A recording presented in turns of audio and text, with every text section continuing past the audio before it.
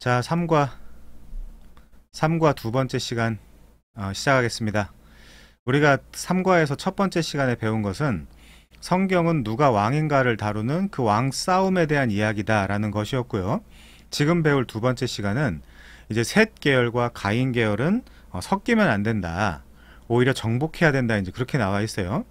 여러분이 정복이라는 게 실제 다투고 싸우고 더 나아가 막 죽이고 그러는 정복 전쟁을 생각하시면 안 됩니다. 자, 그거에 대한 건 우리가 하나하나씩 더 배워볼 텐데, 우선 이 셋이라고 할 때 여러분 셋이 누군지 아세요?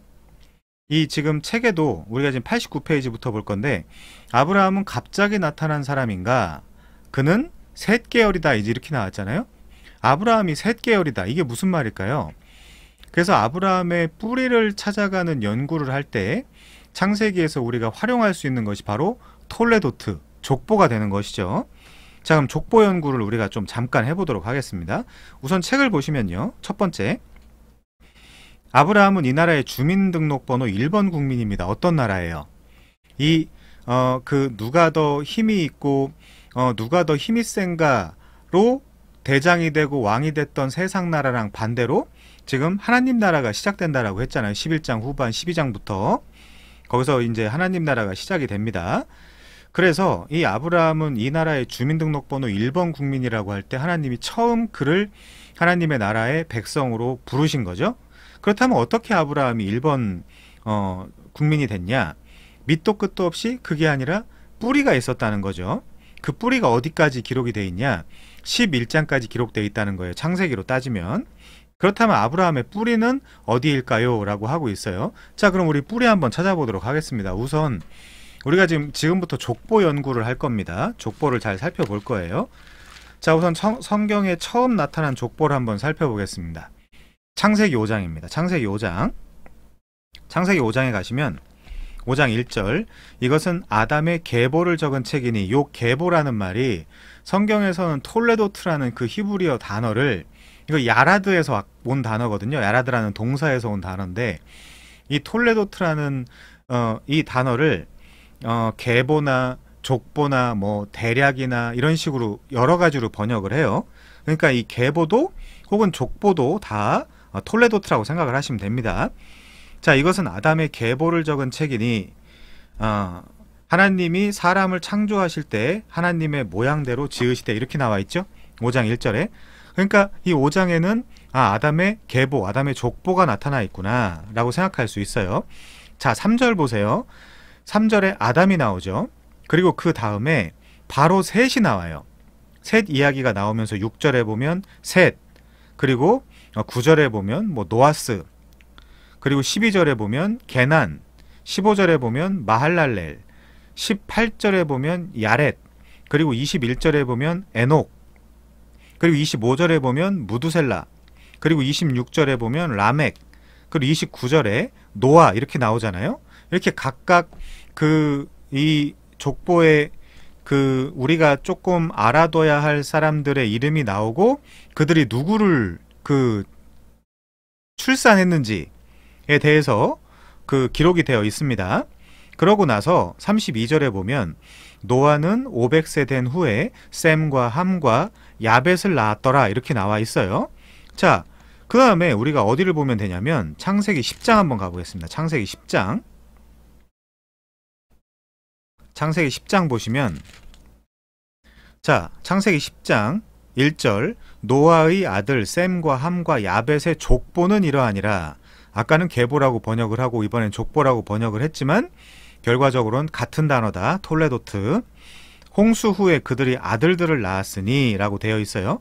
그래서 2절에서는 야벳의 족보, 6절에서는 함의 족보, 그리고 21절에서는 셈의 족보가 나오잖아요. 여러분 셈을 좀 기억을 해 주십시오. 그 다음에 창세기 11장 10절로 가보겠습니다. 셈에게서 메시아가 나옵니다. 셈에게서. 자, 그래서 이 셈의 족보가 이렇게 중요하게 나오는 건데, 11장 10절이요. 셈의 족보는 이러하니라. 셈은 100세 곧 홍수 후 2년에 아르박삿을 낳았고, 자, 이제 11절부터 이제 아르박삿이 나오는데 12절 봅시다. 아르박삿. 14절 셀라. 계속해서 지금 해당 인물들이 자녀를 낳는 것을 묘사하고 있죠. 16절에 에벨, 18절에 벨렉, 20절에 르우, 22절에 스룩, 24절에 나홀, 그리고 26절에 가니까 데라가 70세에 아브람과 나홀과 하란을 낳았다고 그래요.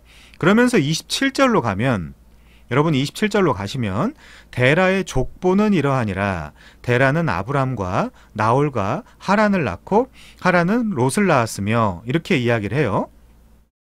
자, 그러니까 지금 우리가 뭘 살펴보고 있냐면, 결국 이렇게 아브라함이 뜬금없이 나타나서, 야, 내가 널 복이 되게 할 테니까 그 고향과 본토와 아버지의 집을 떠나라 라고 이제 말씀하신 것이 아니라 언약대로 움직이시잖아요. 첫 번째 언약이라는 것은 사실은 이 여자의 후손, 창세기 3장 15절에 보면 여자의 후손에 대한 예언이 나와 있단 말이에요. 그때 처음 그 구원의 메시지, 복음 메시지를 줬다라는 의미로 사람들은 그 부분을 프로토 가스펠, 원시 가스펠이라고 이야기하기도 합니다. 그때 여자의 후손, 여자의 제라를 준다라고 약속을 하셨기 때문에 그 여자의 후손, 여자의 제라가 이 족보, 톨레도트에서 어떻게 연결되고 어떻게 드러나고 어떻게 나타나느냐, 지금 그 연속선 안에서 지금 말씀을 하고 계신 거예요. 그런 과정에서 아브라함이 등장을 한 것입니다. 그래서 지금 우리가 살펴본 대로 따져보면 창세기 5장의 첫 번째 아담의 족보가 나오는데 거기 셋이 나와요. 그쵸? 그 다음에 노아가 나오고요. 6장부터 노아가 나오고, 그 다음에 셈이 나오죠. 셈. 노아의 아들 셈이 나와요. 셈, 함, 야벳이 노아의 아들이니까요. 그 중에 그 셈의 족보에서 아브라함의 아버지인 데라가 나오고요. 데라에게서 아브라함이 나오는 거죠.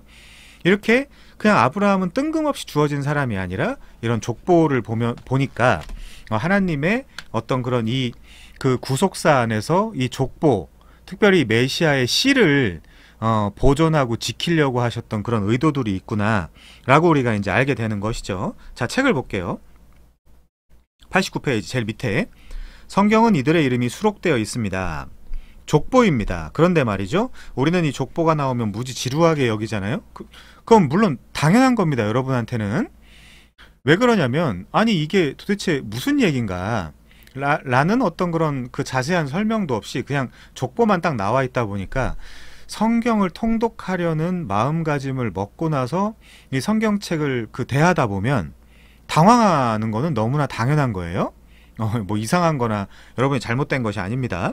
너무 당연한 거예요. 그래서 자, 사모님께서 이렇게 말씀하시죠. 모두가 싫어하고 기피하는 이 지루한 족보를 하나님께서는 왜 이렇게 기록으로 남기신 걸까요? 지루해서 안 보면 어쩌시려고. 사실 지루해서 안 보는 사람들이 많이 있습니다. 족보 때문에. 특히 역대상 1장부터 9장 같은데 이제 읽다 보면 당연히 지치게 마련이죠. 자, 우선은 그래서 우리가 지금 첫 성경 읽기를 시도한 이때에 그 족보의 상세 규정을 여러분들이 다 이해해야 된다라기보다, 모든 예를 들면 인명이나 이런 것들을 다 이해해야 된다라기보다 우선은 이렇게 정리하자고요. 성경에 족보가 기록된 의도는 하나님께서 창세기 3장 15절에서 여자의 후손에서 메시아가 나올 것이다, 세상을 구원할 그 약속, 그 언약을 주셨고, 그 언약을 성취하기 위해서 하나님께서 신실하게, 시건치 아니하시고 실패치 아니하시고 신실하게 그 언약을 지켜내려갔다라는 증명을 지금 뭘로 하고 있다? 족보로 하고 있다. 우선은 그 정도만 이해하자고요. 네. 자, 그래서 창세기 자체로 보면 창세기 2장 4절까지 보면 이 천지에 대한 톨레도트 대략 족보가 이제 나옵니다. 그리고 5장 1절에 보면 아담의 톨레도트 족보가 나와요. 그리고 6장 9절에 보면 노아의 톨레도트 족보가 나옵니다. 그리고 창세기 10장 1절에 보면 그 노아의 아들인 셈, 함, 야벳의 족보가 나오고요. 다 톨레도트예요. 11장 10절에 셈의 족보, 11장 27절에 데라의 족보. 지금 우리가 여기까지 확인을 해본 거예요. 자, 그리고 창세기 25장 12절에 이스마엘의 족보가 나오고 창세기 25장 19절에 이삭의 족보, 그리고 36장 1절에 에서의 족보, 그리고 37장 2절에 보면 야곱의 족보. 그러면서 야곱의 족보는 이러하니라 라는 말이 나오자마자 요셉 이야기로 바뀐단 말이에요. 그래서 이제 요셉은 야곱의 후반부 인생을 설명하는 어떤 그런 모습들로 등장하고 있고요. 이 언약이라는 것도 아브라함의 언약, 이삭의 언약, 야곱의 언약, 그 언약들이 다 똑같잖아요. 그래서 성경에서 뭐라고 표현을 하고 있냐면 아브라함의 하나님, 이삭의 하나님, 야곱의 하나님이라고 표현을 하고 있거든요. 그래서 그 야곱의 후반부의 인생을 사는 요셉, 그래서 요셉의 하나님이라는 표현은 없죠. 아브라함의 하나님, 이삭의 하나님, 야곱의 하나님이라는 표현은 있어도. 자, 근데 우리가 그 좀 주의 깊게 볼 것은 이 창세기 5장 1절에 보면 이 족보라는 톨레도트에 세페르라는 단어가 결합되어 있어요. 세페르는 뭐냐면 책이에요, 책. 톨레도트는 족보고요. 그러면 최소한 이 계속해서 톨레도트가 등장하고 있는, 이 족보가 등장하고 있는 창세기 내에서도 5장의 아담의 족보는 굳이 세페르라는 단어를 붙여서 이건 아담의 족보 책이구나 라고 하는 뉘앙스를 우리한테 전달을 해주는 거죠. 그 의도가 있지 않을까 싶습니다. 그래서 학자들 같은 경우도 왜 여기다 세페르라는 책이라는 이름을 붙였을까라고 할 때 이 마태복음 1장 1절에도 아브라함과 다윗의 자손 예수 그리스도의 계보라 이런 말이 있잖아요. 거기에도 굳이 비블로스 게네시오스, 즉 비블로스라는 책이라는 그 단어가 붙어 있단 말이죠. 그래서 우리가 어떻게 이해를 하냐면 예를 들면 로마서 5장이나 고린도전서 15장 같은 데 가면 첫사람 아담과 둘째 아담인 예수 그리스도를 비교 대조한단 말이죠. 로마서 5장이나 고린도전서 15장 같은 데 가면 그래서 창세기 5장 1절에서 족보 책이라는 이름을 붙였고 그 단어를 갖다 붙였고 마태복음 1장 1절에서도 이 비블로스 게네시오스, 이 비블로스라는 그 책이라는 단어를 갖다 붙였구나. 왜? 첫째 아담과 둘째 아담의 족보를 비교 대조해 보기 위해서. 이제 이렇게 이해하는 학자들도 있습니다. 자, 그래서 족보 책이라는 거고요. 아무튼 지금 우리가 여기서 정리해야 될 건 뭐냐?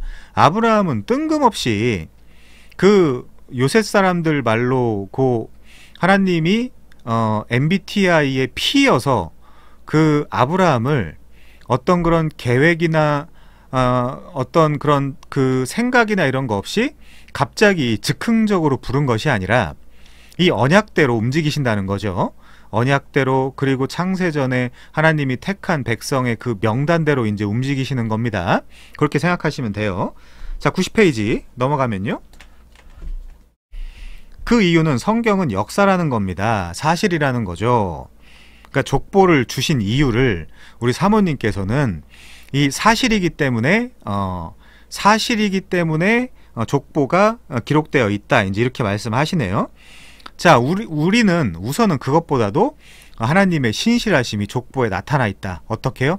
이 제라라는 이 예수 그리스도가 탄생해야 되는 이 족보, 이 제라를, 그리고 톨레도트를 보존하셔야 된다. 그래야 메시아가 그 족보에서 오신다. 유다 지파에서 오신다 그러잖아요. 좀 이따 찾아보겠지만. 자, 넘어갑니다. 여기서 꼭 기억합시다. 족보는 방향성이 있다. 한 시대를 마무리할 때마다 이 거룩한 하나님의 뜻은 누군가를 찾아내고 또 누군가를 지나 또 누군가에게 흘러간다는 것입니다. 이 흐름을 놓쳐서는 안 되겠죠. 족보가 찾아내는 사람, 성경의 기록 습관을 눈여겨봅시다. 이렇게 돼 있네요. 그래서 그 족보가 지금 11장 후반부에 와서 아브라함을 찾아낸 거예요. 아브라함을 찾아낸 거예요. 그냥 즉흥적으로 일어난 일이 아닙니다. 자, 그래서 성경의 처음 족보는 아담의 족보입니다. 우리가 방금 확인했죠? 창세기 5장 1절 이하. 성경 족보, 즉 성경이 말하고 싶은 역사는 아담, 그 다음에 가인이나 아벨을 따지는 게 아니라 공식적 족보에서는 아담, 그 다음 셋으로 넘어가요. 왜? 아벨 대신에 다른 씨를 주셨다. 셋, 이렇게 넘어가기 때문에 그렇습니다. 그래서 아담이 셋을 낳았다라고 이야기를 하는 거예요. 자, 넘어가서요. 그래서 아담의 범죄 후에 하나님은 아담과의 교제를 다시 회복할 길을 제시합니다. 라고 할 때 그 선구가 뭐냐? 그게 창세기 3장 15절이라는 거예요. 그걸 프로토 가스펠, 모복음, 어머니의 복음, 이제 이런 식으로 이야기를 하는 겁니다. 자, 그래서 원시복음이라고 이야기를 하는데 그 길을 내셨다. 그 길을 그래서 그대로 받아서 예수님께서 요한복음 14장 6절에 보면 이런 말씀을 하세요. 에고 에이미 해 호도스, 내가 곧 그 길이요, 이런 말씀을 하신단 말이죠. 여기서 해라는 거는 정관사예요. 그 길이다. 우리 이제 한글 성경 같은 경우에는 내가 곧 길이요 진리요 생명이니 이렇게 번역을 해놨지만 여기 길이라는 말에도 해가 붙어 있고요. 호도스 앞에도 해 호도스, 그리고 생명이라는 말도 내가 곧 길이요 진리요 알레테이 앞에도 해가 붙어 있고요. 그리고 생명이다 조회, 조회라는 말 앞에도 그 해가 붙어 있거든요. 그래서 다 내가 곧 그 길이고 그 진리고 그 생명이다라고 어디를 지시하는 그 관사가 붙어 있는 것이죠. 자, 그러면 어디를 지시하냐? 말하자면 그거예요. 예수님이 길이 되시는데 어떤 길이냐? 창세기 3장에서 막혀버린 그 생명나무로 나아가는 그 길. 그렇죠? 그 길이 되신다, 예수님이. 그렇게 우리가 이해할 수 있는 거죠. 하나님께 나아가는 그 길이 막혀 있는데 내가 바로 그 길이 된다. 예를 들어 히브리서 10장 19절부터 20절에도 새롭고 살 길이다, 이제 이런 식으로 표현되어 있단 말이죠. 예수님 자체가. 그래서 휘장은 그의 육체인데 그 휘장이 찢겨짐으로 인해서 휘장에 그 두 그룹들이 그려져 있어요. 두 그룹이. 그 두 그룹은 말하자면 정확하게 그 생명나무 실과로 나아갈 때 그 길을 막고 있었던 그룹과 같아요. 그 그룹이 그려져 있는데 하나님이 자신의 독생자 아들이 죽으실 때 그 휘장을 위로부터 아래로 찢잖아요. 그게 무슨 의미를 담고 있냐? 이제 누구든지 너희를 위해서 희생당한 내 아들 예수 그리스도를 의지하면 내 앞에 언제든지 나아올 수 있다. 원래 1년에 한 번씩 대제사장만이 나한테 나아올 수 있지 않았느냐. 그것이 아니라 이제 너희들은 언제든지 내 앞에 나아올 수 있다. 왜? 내 아들 예수가 그 길, 해 호도스가 됐기 때문이다 라고 말하는 것과 같은 의미인 거예요. 자, 그것을 복음이라고 이야기하고 구원이라고 이야기할 수 있는 것이죠. 하나님이 왕이심을 인정하는 사람은 이 굿 뉴스가 들리게 된다. 이 뉴스가 들리게 된다. 그 백성들을 어떤 면에서 들을 귀가 있는 자들, 이렇게 표현할 수도 있겠죠. 그래서 그게 누구냐? 아벨 같은 사람이었죠. 아벨 부류의 사람은 복이다, 이렇게 이야기하네요.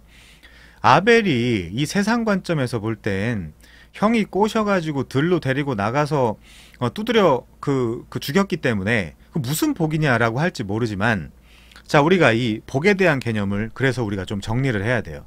한국 교회가 가장 약한 것이, 물론 미국 교회도 마찬가지고 전 세계 교회도 다 마찬가지겠습니다만은, 한국 교회가 제일 약한 것이 이 복에 대한 개념이 정리가 되지 않은 상태에서 교회 나와서 혹은 하나님 앞에 가서 복을 받으려고 한단 말이죠.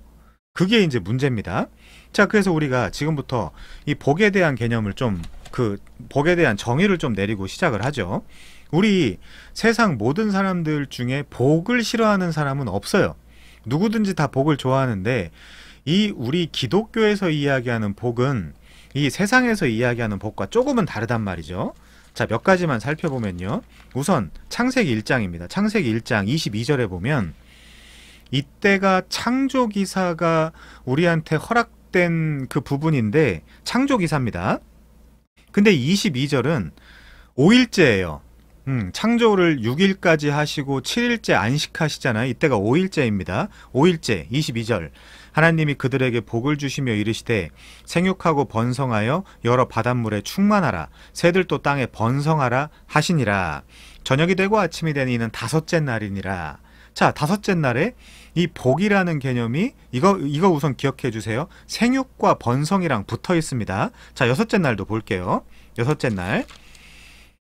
여섯째 날은 26절부터 한번 보겠습니다. 하나님이 이르시되 우리의 형상을 따라 우리의 모양대로 우리가 사람을 만들고 그들로 바다의 물고기와 하늘의 새와 가축과 온 땅과 땅에 기는 모든 것을 다스리게 하자 하시고, 하나님이 자기 형상 곧 하나님의 형상대로 사람을 창조하시되 남자와 여자를 창조하시고, 하나님이 그들에게 복을 주시며 하나님이 그들에게 이르시되 생육하고 번성하라, 땅에 충만하라, 땅을 정복하라, 바다의 물고기와 하늘의 새와 땅에 움직이는 모든 생물을 다스리라 하시니라. 이거 6일째예요. 6일째에도 지금 28절에 보니까 복을 주시며 번성, 충만, 생육, 번성, 충만, 정복, 다스림, 요거랑 이제 붙어 있단 말이죠. 그러고 나서 우리가 바로 2장으로 넘어갈게요. 2장으로 넘어가면 2장 2절입니다. 하나님이 그가 하시던 일을 일곱째 날에 다 마치시니, 그러니까 지금 5일째 완성, 6일째 완성하고 나서 7일째, 우리 그 표현으로 하면 안식일, 사바트란 말이에요, 이 날이. 자, 안식일인데 일곱째 날이 그가 하시던 모든 일을 그치고 일곱째 날에 안식하시니라. 하나님이 그 일곱째 날을 복되게 하사 거룩하게 하셨으니 이는 하나님이 그 창조하시며 만드시던 모든 일을 마치시고 그날에 안식하셨다. 그럼 우리가 어떻게 이 복에 대한 개념을 이해할 수 있냐면, 첫 번째, 5일째, 6일째 그 복을 주시면서 생육하고 번성하라 그래요.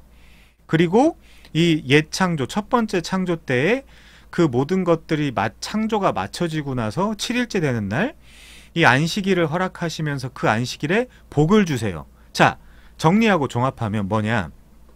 생육하고 번성해서 안식하는 것이 복입니다. 그걸 신약적으로 이야기하면 하나님 나라의 백성이 하나님 나라에 다 들어오면 어떻게 돼요? 완전한 안식을 누리죠. 그 요한계시록의 끝부분에 나와 있잖아요. 그 완전한 안식을 누리는 것이 성경이 이야기하는 궁극적인 복이에요. 그래서 하나님과 따로 떼어내서 나한테 그냥 주어지는 복과 다른 차원의 복입니다. 그런 복이 아니에요, 성경에서 이야기하는 복이. 자, 그래서 몇 가지만 더 보면요, 8장 17절 한번 볼게요. 8장 17절, 거기 보시면 8장 17절, 너희와 함께한 모든 혈육 있는 생물 곧 새와 가축과 땅에 기는 모든 것들을 다 이끌어내라. 이것들이 땅에서 생육하고 땅에서 번성하리라 하시매.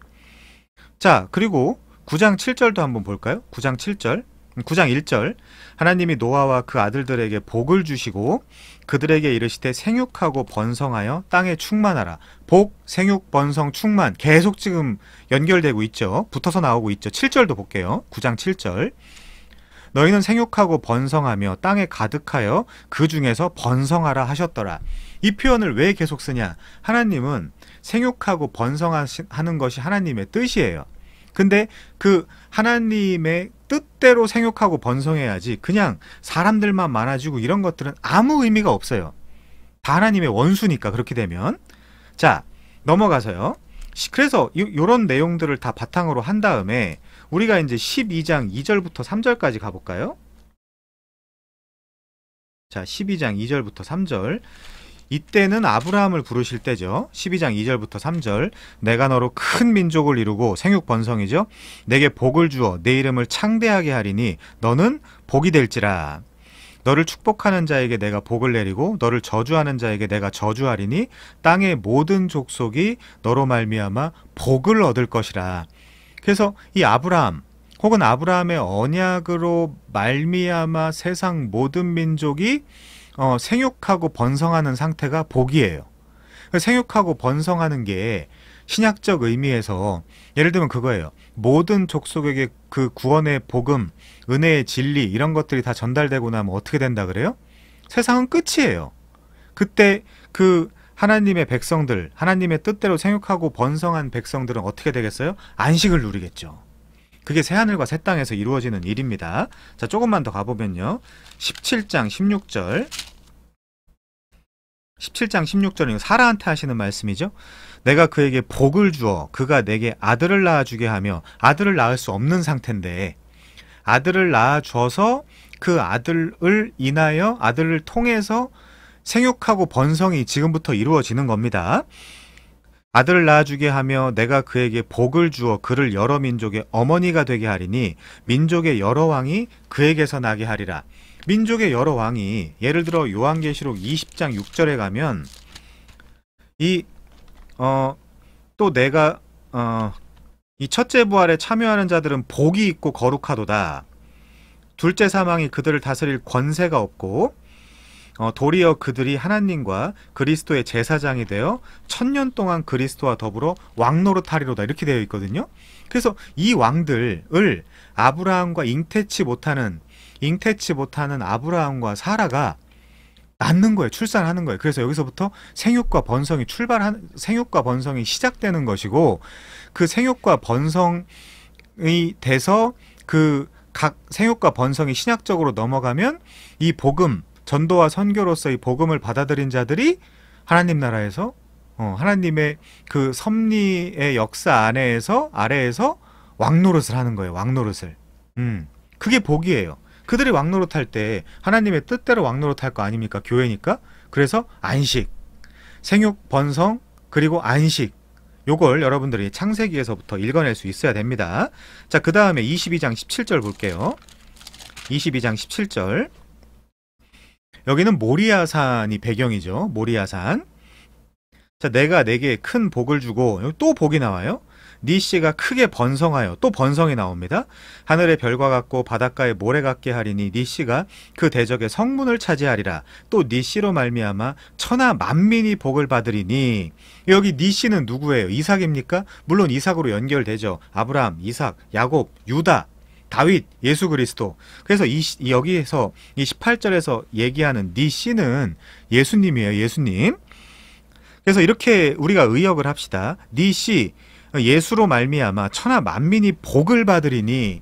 그래서 예수를 통해서 받는 복, 제일 큰 복이 뭐예요? 구원의 복이죠. 영생의 복이죠. 이게 왜 제일 큰 복이냐면, 우리는 이 세상의 삶 속에서 나그네와 거류민으로 살고 있어요. 나그네와 거류민으로. 그래서 뭐 결핍된 것도 있고 부족한 것도 있고 우리의 감정이나 아니면 필요한 모든 것들이 채워지지 않는 부분도 있고, 매일매일 일어나자마자 뭔가 복잡하고 뭔가 슬프고 기분 나쁘고 뭐 이제 여러 이런 고통과 고난 속에서 살고 있단 말이죠. 근데 예수 그리스도를 통해서 천하 만민이 복을 받는다. 생육하고 번성한 상태. 그래서 하나님 나라에 들어간 상태에서 그런 것들이 있습니까? 슬픔, 눈물, 고통 이런 것들이 있어요? 없죠.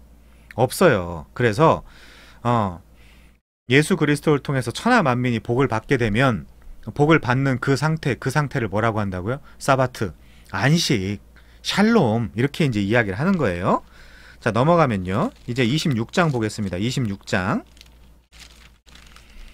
24장 하나 보고 가죠. 24장 60절. 여기는 리브가한테 하시는 말씀이에요. 리브가에게 축복하여 이르되 우리 누이여 너는 천만인의 어머니가 될지어다. 네 씨로 그 원수의 성문을 얻게 할지어다. 천만인의 어머니가 되면 뭐가 되는 거예요? 생육하고 번성이 이루어지는 거죠. 자, 26장으로 넘어가겠습니다. 26장 2절. 이번엔 이삭에게 하시는 말씀이죠. 여호와께서 이삭에게 나타나 이르시되 애굽으로 내려가지 말고 내가 내게 지시하는 땅에 거주해라. 이 땅에 거류하면 내가 너와 함께 있어 내게 복을 주고 내가 이 모든 땅을 너와 네 자손에게 주리라. 내가 네 아버지 아브라함에게 맹세한 것을 이루어 네 자손을 하늘의 별과 같이 번성하게 하며 이 모든 땅을 내 자손에게 주리니 내 자손으로 말미암아 천하 만민이 복을 받으리라. 또 이래서 예수 그리스도로 말미암아 받을 복에 대해서 또 지금 설명하고 있는 부분이죠. 제가 그냥 이야기하는 게 아닙니다. 좀 증거를 대기 위해서 우리 잠깐 신약으로 한번 넘어가 볼게요. 사도행전 3장. 사도행전 3장에 가시면, 자, 여기 보세요. 사도행전 3장.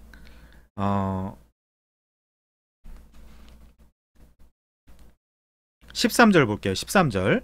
아브라함과 이삭과 야곱의 하나님 곧 우리 조상의 하나님이 그의 종 예수를 영화롭게 하셨느니라. 너희가 그를 넘겨주고 빌라도를 놓아주기로 결의한 것을 너희가 그 앞에서 거부하였으니 너희가 거룩하고 의로운 일을 거부하고 도리어 살인한 사람을 놓아주기를 구하여 생명의 주를 죽였도다. 그러나 하나님이 죽은 자 가운데서 그를 살리셨으니 우리가 이 일의 증인이라. 근데 이 일의 증인인데 뭐가 지금 되게 중요해요? 아브라함과 이삭과 야곱의 하나님. 아브라함한테 언약을 주시고 이삭한테 야곱한테 언약을 주신 그 하나님. 그래서 이거를 본문을 떼서 생각할 수가 없는 거예요. 자, 그래서 조금만 더 볼게요. 20절부터 보겠습니다. 또 주께서 너희를 위하여 예정하신 그리스도 곧 예수를 보내시리니 하나님이 영원전부터 거룩한 선지자들의 입을 통하여 말씀하신 바 만물을 회복하실 때까지는 하늘이 마땅히 그를 받아두리라. 자, 25절로 넘어갑니다. 너희는 선지자들의 자손이요 또 하나님이 너희 조상과 더불어 세우신 언약의 자손이라. 아브라함에게 이르시기를 땅 위의 모든 족속이 너의 씨로 말미암아 복을 받으리라 하셨으니 하나님이 그 종을 세워 복 주시려고 너희에게 먼저 보내사 너희로 하여금 돌이켜 그 악함을 각각 버리게 하셨느니라. 13절에 보니까 그 종은 누구예요? 예수잖아요. 그쵸? 그 종은 예수예요. 예수. 자, 예수. 자, 여러분, 제가 지금 그 말씀드리고 있는 이 흐름을 놓치시면 안 됩니다. 이걸 제가 지금 해내려가는 방식을 구속사관으로 성경을 읽는다라고 하는 거거든요. 자, 그래서 이 흐름을 놓치시면 안 되고 또 넘어가 볼게요. 창세기 이번엔 6장 24절 보겠습니다. 24절. 그 밤에 여호와께서 그에게 나타나 이르시되 나는 내 아버지 아브라함의 하나님이니 두려워하지 마라. 내 종 아브라함을 위하여 내가 너와 함께 있어 내게 복을 주어 네 자손을 번성하게 하리라 하신지라. 그쵸? 그래서 계속해서 지금 복과 번성, 생육 번성, 충만 이런 것들이 계속 붙어서 나온단 말이에요. 그래서 지금 우리가 뭐 하고 있냐면 이쯤 되면 놓치실 수 있어요. 우리가 하고 있는 일을. 우리가 지금 뭘 하고 있냐? 결과적으로 성경에 나타난 복에 대한 개념에 복에 대해서 정의를 내리고 있는 거예요. 자, 27장으로 넘어갑니다. 27장 27절부터 29절에 보시면 여기도 이거는 그 야곱한테 주시는 복이죠. 하나님은 28절 하나님은 하늘의 이슬과 땅의 기름짐이며 풍성한 곡식과 포도주를 내게 주시기를 원하노라. 만민이 너를 섬기고 열국이 내게 굴복하리니 네가 형제들의 주가 되고 내 어머니의 아들들이 내게 굴복하며 너를 저주하는 자는 저주를 받고 너를 축복하는 자는 복을 받길 원하노라. 지금 야곱까지 살펴봤는데 아브라함한테 주실 때 하신 말씀, 이삭에게 주실 때 하신 말씀, 야곱에게 주실 때 하시는 그 말씀, 이 모든 언약들이 다 똑같죠? 그래서 아브라함의 하나님, 이삭의 하나님, 야곱의 하나님이다. 자, 그러면 아브라함과 이삭과 야곱에게 하신 말씀, 언약이 다 똑같은 내용을 담고 있는데 이 내용을 우리가 요약하면, 축약하면 뭐예요? 땅과 자손을 준다는 거죠. 자, 땅은 결국에 여러분들이 다 이제 알고 계시는 가나안 땅이에요. 약속의 땅, 가나안. 그쵸? 거기서 1차적으로 땅을 받는 것이 성취가 돼요. 자, 그리고 두 번째, 씨를 준다 그러잖아요. 그 씨는 그 예수 그리스도로 성취가 되는 거예요. 그래서 자, 이 가나안 땅이 뭘 상징하냐? 결국에 하나님 나라, 천국을 상징하는 거예요. 말하자면. 그러고 나서 씨, 예수 그리스도를 선물로 주고 있다. 주려고 그 언약을 하고 있다. 여러분들이 그렇게 이제 이해를 하시면 되겠습니다. 자, 넘어갈게요. 넘어가서 그 다음에 어디를 볼까요? 우리 자 28장 가보겠습니다. 28장 13절. 또 본즉 여호와께서 그 위에 서서 이르시되 나는 여호와니 너의 조부 아브라함의 하나님이요 이삭의 하나님이니. 계속 나오죠. 네가 누워있는 땅을 내가 너와 네 자손에게 주리니 내 자손이 땅에 티끌같이 되어. 땅에 티끌같이 되려면 어떻게 돼야 되겠어요? 생육하고 번성해야 되겠죠. 네가 서쪽과 동쪽과 북쪽과 남쪽으로 퍼져나갈지며 땅의 모든 족속이 너와 네 자손으로 말미암아 복을 받으리라. 이렇게 나오는 거예요. 자, 넘어갑니다. 또 이제 32장 한번 가볼게요. 32장 9절. 여긴 12절만 볼게요. 9절에서 우선 내 조부 아브라함의 하나님, 내 아버지 이삭의 하나님 이렇게 부르고요. 12절에 보니까 주께서 말씀하시기를 내가 반드시 내게 은혜를 베풀어 네 씨로 바다에 셀 수 없는 모래와 같게 모래와 같이 많게 하리라 하셨나이다. 하나님이 그렇게 말씀하셨는데 제가 여기서 말하자면 형 에서한테 죽으면 생육하고 번성이 끝나는 거 아니겠습니까? 하나님 살려주세요. 왜? 하나님은 언약의 하나님이시고 저한테 언약을 허락하셨잖아요. 그러니까 하나님은 저를 살려주셔야 돼요. 이제 말하자면 그렇게 이 언약의 약속에 기대서 지금 기도를 하고 있는 거죠. 야곱이. 자, 넘어갑니다. 35장 11절 하나님이 그에게 이르시되 나는 전능한 하나님이라 생육하며 번성하라 한 백성과 백성들의 총회가 내게서 나오고 왕들이 내 허리에서 나오리라. 그렇죠? 아까 32장에서 그 야복강을 건너기 전에 하나님한테 저 죽게 됐습니다. 살려주세요 라고 이제 기도했던 내용. 아니 하나님이 저한테 생육하고 번성하게 해준다고 했는데 제가 여기서 죽으면 어떡하겠습니까? 라고 하고 35장에서 드디어 이 말씀을 하는 거예요. 나는 엘샤다이 전능한 하나님이라 생육하며 번성하라 한 백성과 백성들의 총회가 내게서 나오고 왕들이 네 허리에서 나오리라. 내가 아브라함과 이삭에게 준 땅을 내게 주고 내가 네 후손에게도 그 땅을 주리라 하시고. 그쵸? 자, 그래서 생육과 번성이 계속해서 나오고 있습니다. 이제 38장은 9절 한번 볼게요. 9절. 이 38장은 그 유다와 다말에 대한 이야기예요. 자, 유다가 세 아들이 있습니다. 세 아들 누가 있냐면 3절에 보니까 엘이 있고요. 4절에 보니까 오난이 있어요. 그리고 5절에 보니까 셀라가 있어요. 그러니까 여기에서 그 중심 그 인물이라고 할 수 있는 사람들은 첫 번째 유다가 있어요. 그리고 그의 며느리인 다말이 있어요. 그리고 엘, 오난, 셀라가 있습니다. 자, 그런데 문제가 이거죠. 9절에 보니까 오난이 그 씨가 자기 것이 되지 않을 줄을 알므로 형수에게 들어갔을 때 그의 형에게 씨를 주지 아니하려고 땅에게 설정하매. 요 설정이 그 말하자면 사정이에요. 사정.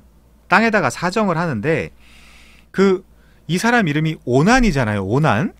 자, 이 논쟁 혹은 논란의 여지가 없는 건 아니지만 이 사람의 이름이 오난이고 여러분들이 이제 검색을 또 해보시면 되겠지만 이 사람이 그 씨를 다말에게다 주지 아니하고 땅에다 그냥 사정해 버렸다라는 이유로 이 오난이라는 단어에서 오나니, 즉 오나니즘, 자위행위가 나왔다라고 이야기하는 학자들도 있어요.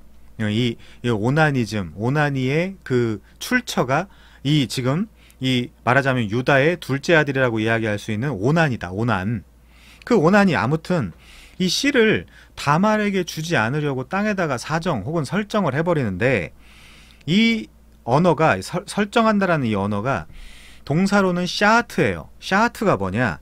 파괴하다, 망하게 하다, 부패시키다 뭐 이제 그런 의미를 갖고 있어요. 요 단어가.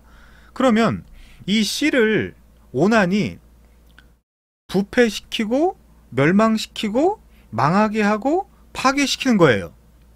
자, 그러면 잘 생각해 보십시오. 이 유다의 씨를 누군가가 받아서 결국 그 유다의 족보에서 예수 그리스도가 나와야 되잖아요. 근데 그거를 지금 말하자면 엘도 여호와의 보시기에 악했고, 그러니까 뭔가 비슷한 내용이지 않을까 싶어요. 그리고 두 번째,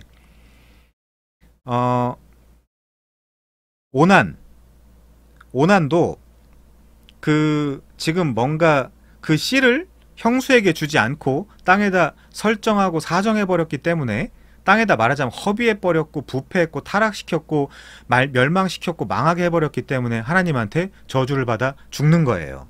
자, 그게 10절에 나오죠.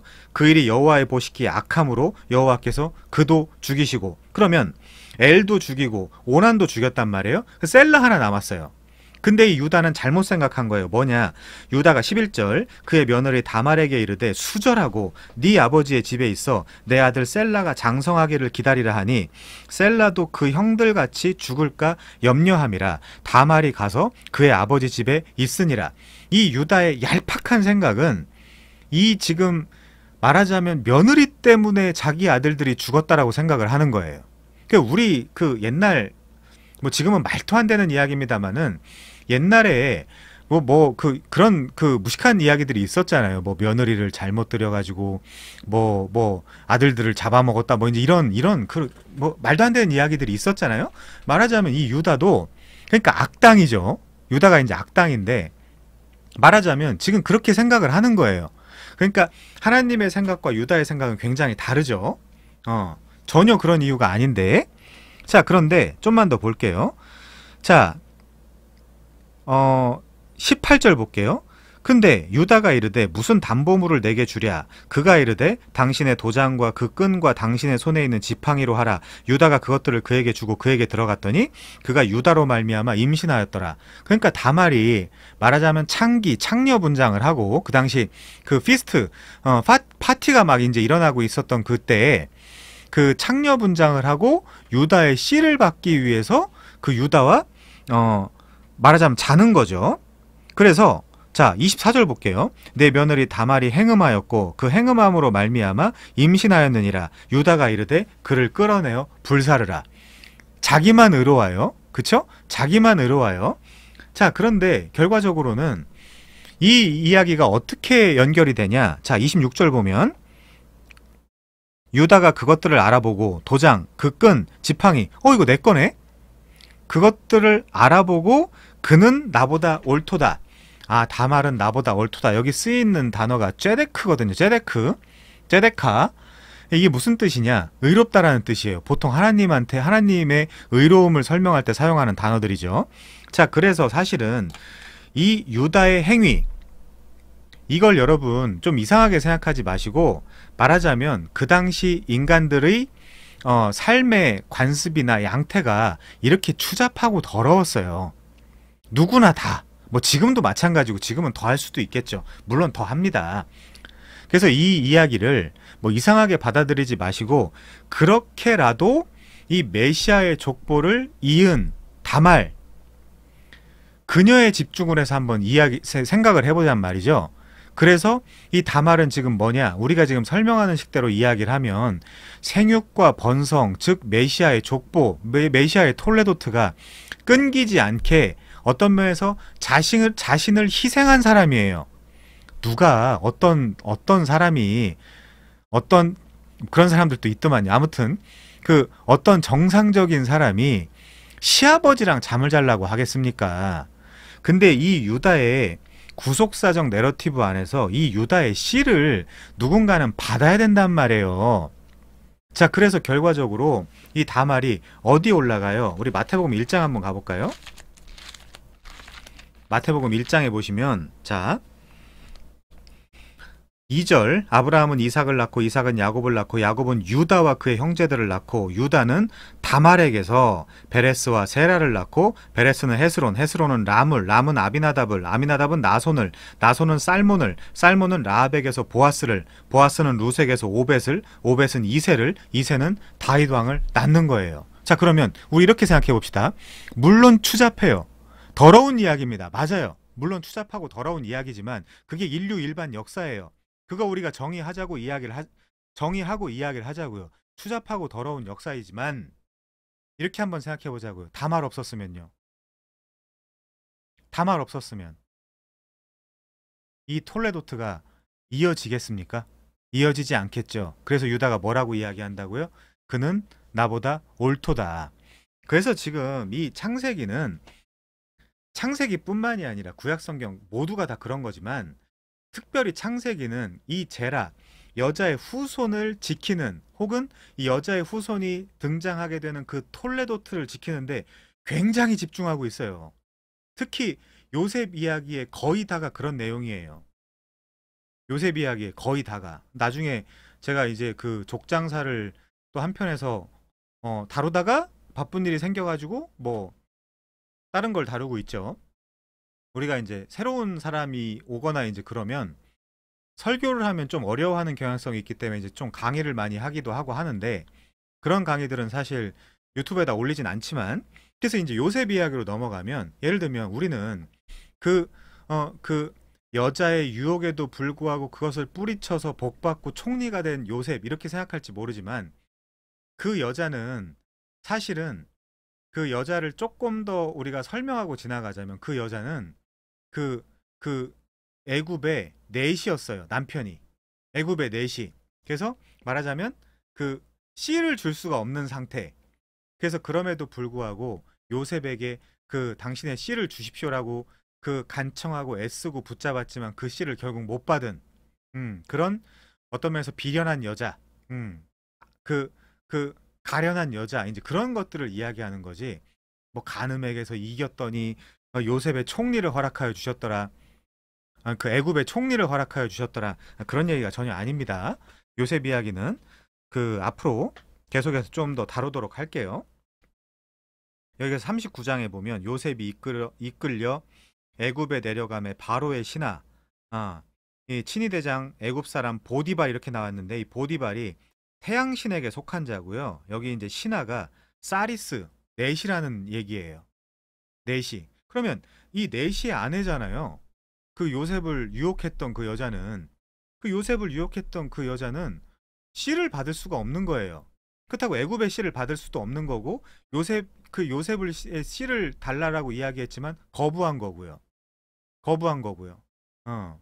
거부당한 거죠.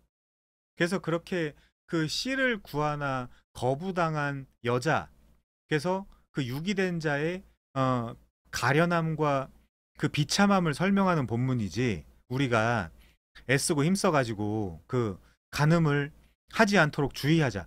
간음은 당연히 주의해야 되는 거고요.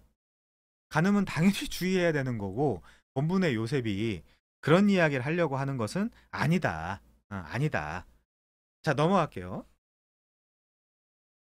자, 45장 가면요. 45장.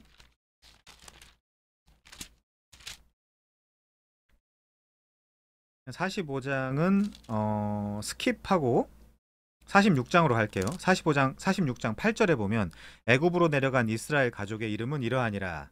그러니까 그 씨들이 끊기지 않았죠.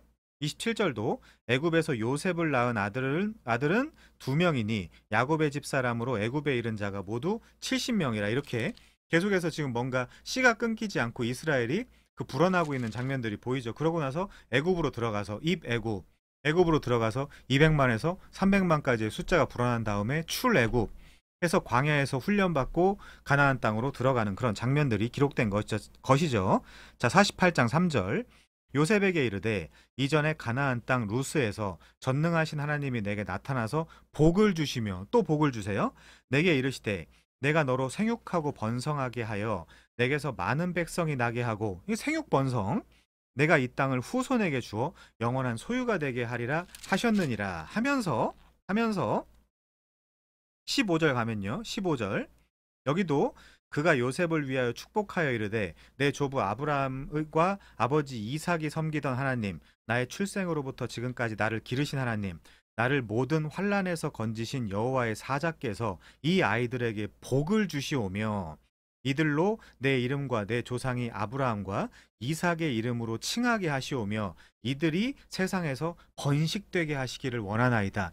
그러니까 야곱이 말하자면 열조로 돌아가기 직전에 이들을 놓고 축복을 하는 건데, 복을 주셔서 이들이 생육하고 번성하길 바랍니다 라고 이제 그 언약에 기대어 기도를 하고 있는 거죠.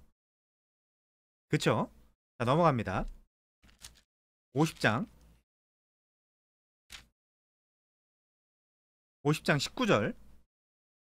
요셉이 그들에게 이르되 두려워 마소서, 내가 하나님을 대신하리이까. 당신들은 나를 해하려 하였으나 하나님은 그것을 선으로 바꾸사 요셉이 없었으면 애굽에 들어갈 수도 없고 이 사람들이 생육하고 번성할 수도 없어요. 1차적으로 물리적으로.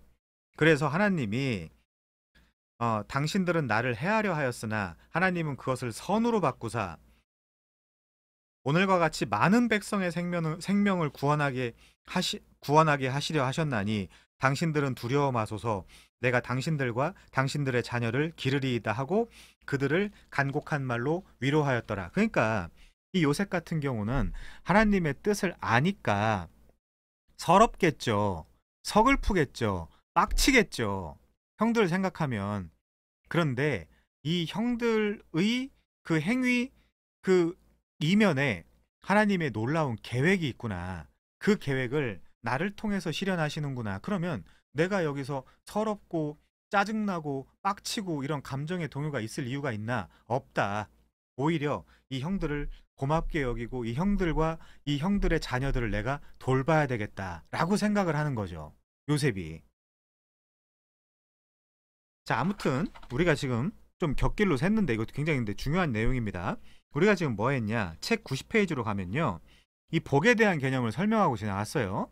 그래서 여러분들은 예를 들면 교회 같은 데 가면 이 복에 대한 개념을 말도 안 되는 얘기로, 예를 들면 뭐 학교를 잘 가고 뭐 직장을 잘 가고 좋은 사람과 결혼하고 이런 것들이랑 자꾸 연결하려고 하는데 성경에서 전혀 그런 이야기가 없다. 특별히 신약 성경에서는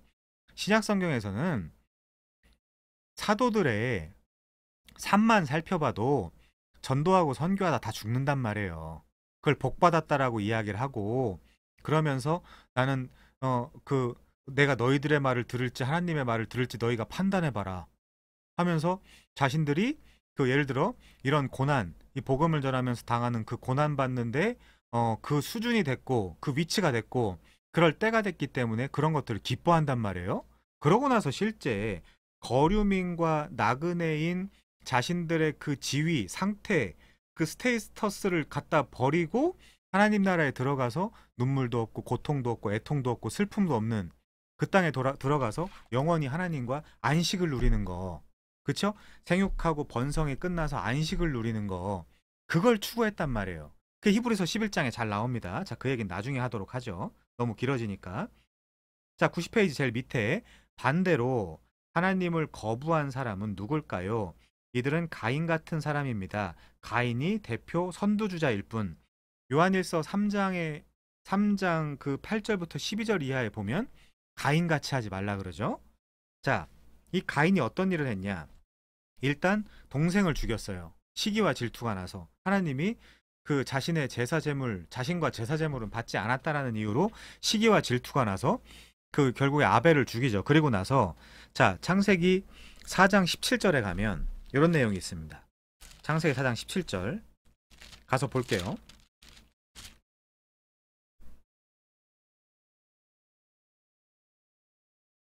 가인이 여호와 앞을 떠나 에덴 동쪽 노 땅에 거주하더니 16절부터 노 땅에 거주하더니, 그러니까 에덴에서 쫓겨나고 그 동쪽 노 땅에 거주해. 동쪽으로 가서 노 땅. 이 노시라는 히브리어는 유리 방황한다는 뜻이에요.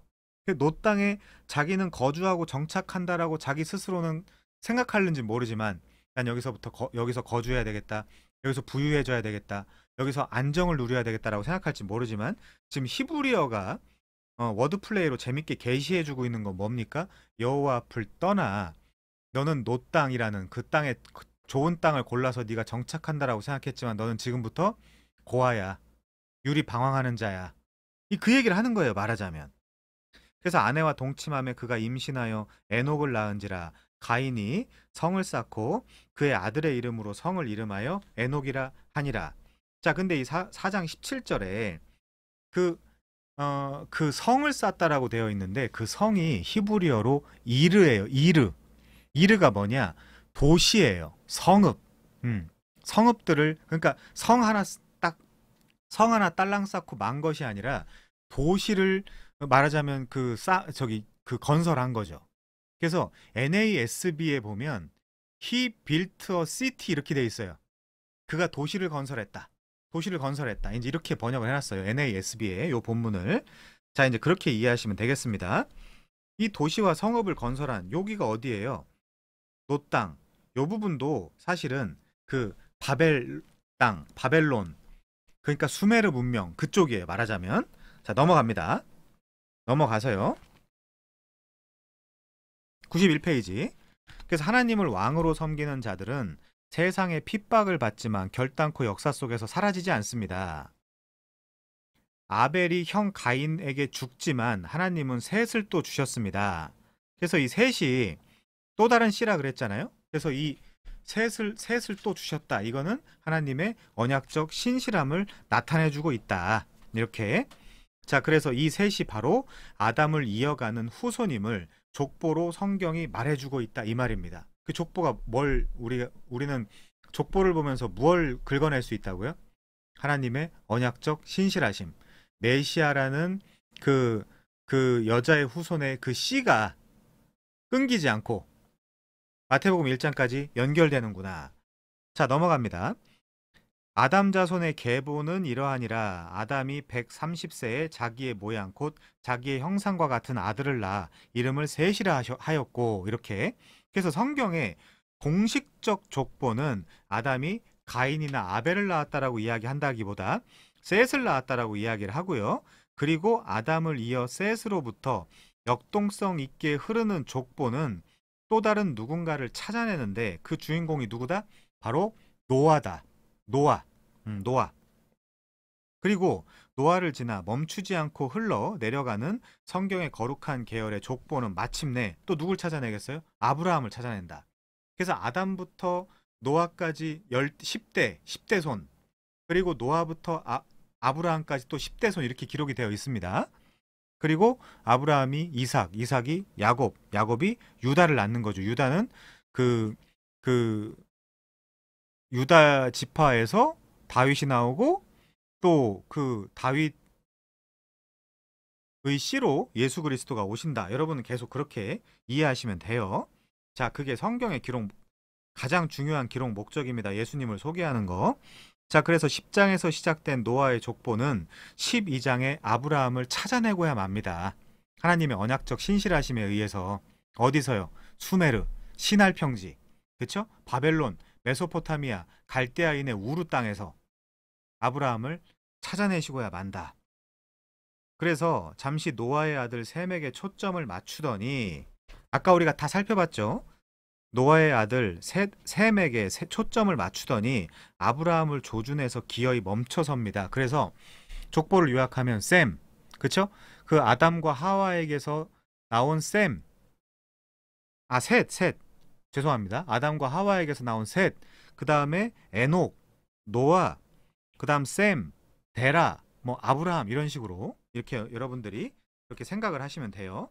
그래서 갑자기 나타난 사람이 아니다. 그렇게 이해하시면 되겠습니다. 자, 그와 반대로 그러면 이제 2번이네요. 네피림, 니무롯 같은 사람은 어떤 사람들인가? 자, 하나님 없이 세상 문화를 발달시키는 사람이라고 나와 있어요. 우리 창세기 4장 16절 이하에 보시면요. 16절은 방금 읽었으니까 창세기 4장으로 가볼게요. 창세기 4장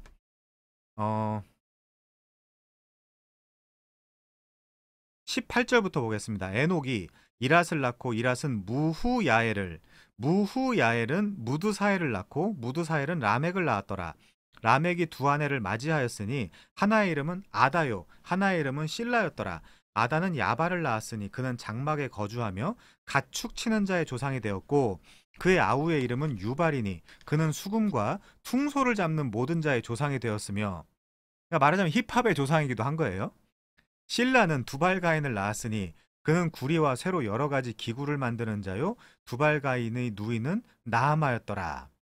자, 이게 하나님 안에서 이루어졌다면 정당한 일들이죠. 그렇지만 그렇지 않고 하나님을 빼고 하나님 없이 이 세상의 문화, 사회, 경제, 이런 모든 것들, 정치, 이런 것들을 만들어가고 있는 거예요. 그래서 우리가 지난 시간에 살펴봤지만 창세기 10장에서 비로소 어떤 개념이 나온다고요? 나라대로, 각 나라대로. 그래서 그때 나라 같은 그런 개념들이 나타나게 되는 거죠. 자, 그래서 하나님 없이 세상 문화를 탐하고 하나님 없이 세상 문화를 만들고 하나님 없이 세상 문화를 즐기는 어떤 그런 거에 대해서, 예를 들면 야고보가 4장 4절에서 가늠한 여자들아 세상과 벗된 것이 하나님과 원수됨을 알지 못하느냐, 뭐 이제 그런 식으로 이야기하기도 하죠. 우리 요한일서 2장 15절 봅니다. 요한일서 2장 15절. 여기도 이 세상이나 세상에 있는 것들을 사랑하지 마라. 누구든지 세상을 사랑하면 아버지의 사랑이 그 안에 있지 아니하니 이는 세상에 있는 모든 것이 육신의 정욕과 안목의 정욕과 이생의 자랑이니 다 아버지께로부터 온 것이 아니요 아버지께로부터 온 거나 아버지와 함께 하거나 아버지께로부터 온 선물이거나 그러면 상관없습니다. 그것이 아니라 하나님과 점점 지금 이 11장까지 아담과 하와가 타락하고 부패한 그 다음부터 창세기 11장까지는 계속해서 뭔가 더 극심한 그 죄와 악의 상태로 빠져가고 있는 것이죠. 그래서 아버지께로부터 온 것이 아니요 세상으로부터 온 것이라. 이 세상도 그 정욕도 이때 he built a city, 그러니까 성읍들을 지었는데 어떻게 됐어요? 6장, 7장, 8장에 연속적으로 나타난 노아의 홍수 사건에 다 쓸려갔을 거 아닙니까? 에녹성, 가인이 지었던 이 성이 다 쓸려 내려갔을 거 아닙니까? 그래서 이 세상도 그 정욕도 지나가되 오직 하나님의 뜻을 행하는 자는 영원히 거하느니라. 이게 중요해요. 이게 하나님이 아브라함을 부르신 목적이기도 하죠. 왜요? 의와 공도를 행하게 하려고. 의와 공도를 행하게 하려고. 자, 넘어갑니다. 그래서 대표는 가인이래요. 이런 가인 계열 사람들은 세상 문화에 아주 뛰어났다. 그래서 노아 시대 바벨, 소돔, 고모라, 가나안과 같은 당시에 매우 뛰어난 세상 문화를 창출한 주역들이다. 가나안 땅 들어가서도 결과적으로 거의 정탐할 때 장정 둘이 메고 나와야 하는 포도송이가 열리고 있었잖아요. 그 말은 뭐예요? 가나안 원주민들이 농사법에 어떤 그런 기가 막힌 스킬들을 가지고 있었다. 이제 그 이야기죠. 자, 넘어갑니다. 셋 계열 간의 긴장. 그래서 이 기독교 세계관을 연구하는 학자들은 이 두 계열 간에는 텐션이 있다. 텐션. 지금도 마찬가지예요. 예수님을 믿고 있는 사람들과 믿지 않는 사람들 사이에는 텐션이 있어요. 텐션이. 그럼에도 불구하고 그 하늘의 성경의 뜻은 저주라는 거 아니에요. 왜요? 하나님이 자기 백성들을 경성시키고 다루고 회개시키고 뭔가 성숙, 성장시키고 나서 모든 그의 대적들을 어떻게 합니까? 성경 전체를 보면 하나도 남김없이 다 작살내요. 그러면 야, 너희들을 위해서 너희들을 깨우치고 계몽하고 경성시키기 위해서 잠시 잠깐 등장했던 자들인데 불쌍히 여겨. 다 멸망할 거야. 그들의 목적은 너희들의 성숙과 성장이야. 불쌍히 여겨. 그거거든요. 그래서 성경을 더 깊게 알게 되고 이해하게 되면 그 모든 사람이 사실은 불쌍해지죠. 그런 면들이 있습니다. 자, 그래서 넘어갈게요. 92페이지 제일 밑에 하나님 나라의 문화는 결국 구원이다. 이 구원은 방향성이 있어야 된다. 그 방향성을 가장 축약된 형태로 잘 나타낸 것이 족보라고 이해하시면 돼요. 자, 94페이지로 넘어갈게요. 그래서 자, 이게 중요하죠. 이게 여러분의 사명입니다. 셋 계열은 가인 계열에게 하나님이 우리의 왕이시다라는 사실을 전파하라는 것입니다. 뭘 어떻게 전파하는 건데? 그게 뭐예요? 전도와 선교예요. 전도와 선교. 자, 우리 야고보서 5장 한번 가보겠습니다. 야고보서 5장. 야고보서 5장에 가시면요. 굉장히 중요한 표현이 나와요. 5장 19절. 내 형제들아 너희 중에 미혹되어 진리를 떠난 자를 누가 돌아서게 하면, 이거 뭐 JMS라든가 뭐 무슨 여호와의 증인이라든가 신천지라든가 이런 눈에 확연히 띄는 어떤 그런 그 미혹된 자들 뿐만이 아니라, 아니 누가 미혹하겠어요? 세상이 미혹하겠어요? 여러분이, 그리고 저는 그런 이단에 빠진 사람들을 굉장히 신기한 사회 현상으로 바라보거든요. 어떻게 도대체 저런 데 빠질 수 있지? 막 그 나는 신이다? 뭐 이제 이런 그 컨텐츠를 보면 너무 신기하단 말이에요. 물론 그 컨텐츠가 전체가 다 사실이라는 전제하에 이야기하는 겁니다. 사실이 맞다면이라는 전제하에 이야기하는 건데 어떻게 저런 유치한 이야기를 하고 어떻게 저런 가르침을 가르치는 데 빠질 수 있지? 라는 생각을 가끔 합니다. 그걸 떠나서 정통교회라고 하는 곳들도 알게 모르게 의도하든 의도하지 않든 무식해서 혹은 무식하지 않아도 여러분들을 미혹할 때도 많이 있어요. 그래서 사실은 아무 교회나 다녀서도 안 되고 아무 가르침이나 받아도 안 돼요. 저는 그걸 분명히 확신합니다. 아무 데나 다닌다고 그냥 교회라는 이름으로 여기 정통이래. 이런 이름으로 다닌다고 그냥 거기가 크게 되는 게 아니에요. 전혀.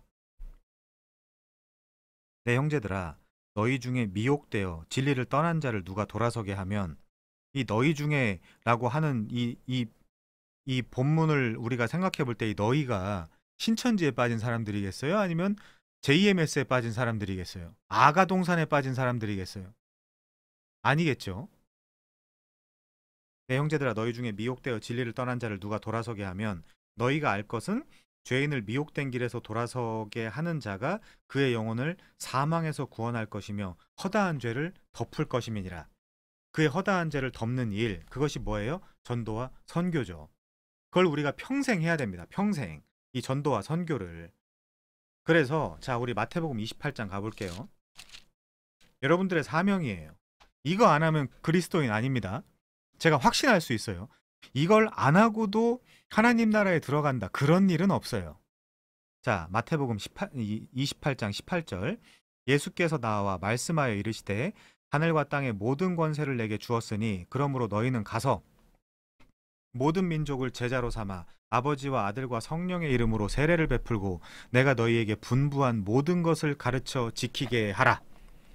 모든 것을 가르쳐 지키게 하라. 개뿔이나 뭘 알아야 가서 가르쳐 지키게 하죠. 그렇죠? 자, 그래서 여러분들은 이 젊은 나이 때 철저히 배워야 돼요. 뭐든지 다 의심하고 연구하고 공부하고 상고하고 내가 가르쳐 분부한 모든 것을 가르쳐 지키게 하라는데 뭘 알아야 가르칠 거 아닙니까? 이거 교육자들만 하는 거예요? 아니죠. 볼지어다 내가 세상 끝날까지 너희와 항상 함께 있으리라 하시니라. 이게 대사명장, 대위임장이라고 이야기하기도 하죠. 자, 마가복음 1장 1절 14절 볼게요. 14절. 요한이 잡힌 후 갈릴리에 오셔서 하나님의 복음을 전파하여 이르시되 때가 찼고 하나님의 나라가 가까이 왔으니 회개하고 복음을 믿으라. 자, 38절. 이르시되 우리가 다른 가까운 마을들로 가자. 거기서도 전도하리니 내가 이를 위하여 왔노라. 예수님이 뭐 때문에 왔다고요? 전도하기 위해서 왔다. 이에 온 갈릴리에 다니시며 그들의 여러 회당에서 전도하시고 또 귀신들을 내쫓으시더라. 자, 3장 13절. 또 산에 오르사 자기가 원하는 자들을 부르시니 나아온지라. 이 원하는 자를 부르셨다라는 말은 원하지 않는 자들도 있다라는 표현이에요. 유니버셜리즘 보편 구원론이 아닙니다. 전혀. 이에 12를 세우셨으니 이는 자기와 함께 있게 하시고 또 보내사 전도도 하게 하며. 자, 넘어갈게요. 누가복음 10장 1절.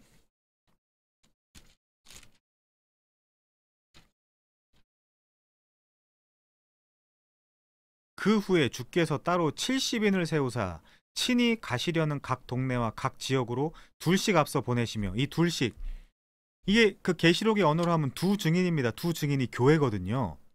교회.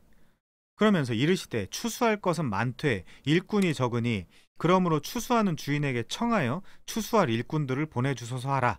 갈지어다 내가 너희를 보냄이 어린 양을 이리 가운데로 보냄과 같도다. 이렇게 나오죠. 자, 누가복음 10장에서도 12장 한번 가볼까요? 12장. 누가복음 12장 42절. 주께서 이르시되 지혜 있고 진실한 청지기가 되어. 요 반대 개념이 뭘까요? 16장에 나오는 불의한 청지기예요. 자, 지혜 있고 진실한 청지기가 되어 주인에게 그 집 종들을 맡아 때를 따라 양식을 나누어 줄 자가 누구냐? 결국 이 청지기 보고 이 주인이 시키는 게 뭐예요? 양식을 나눠주는 거예요. 너희는 공짜로 포도주와 젖을 사라.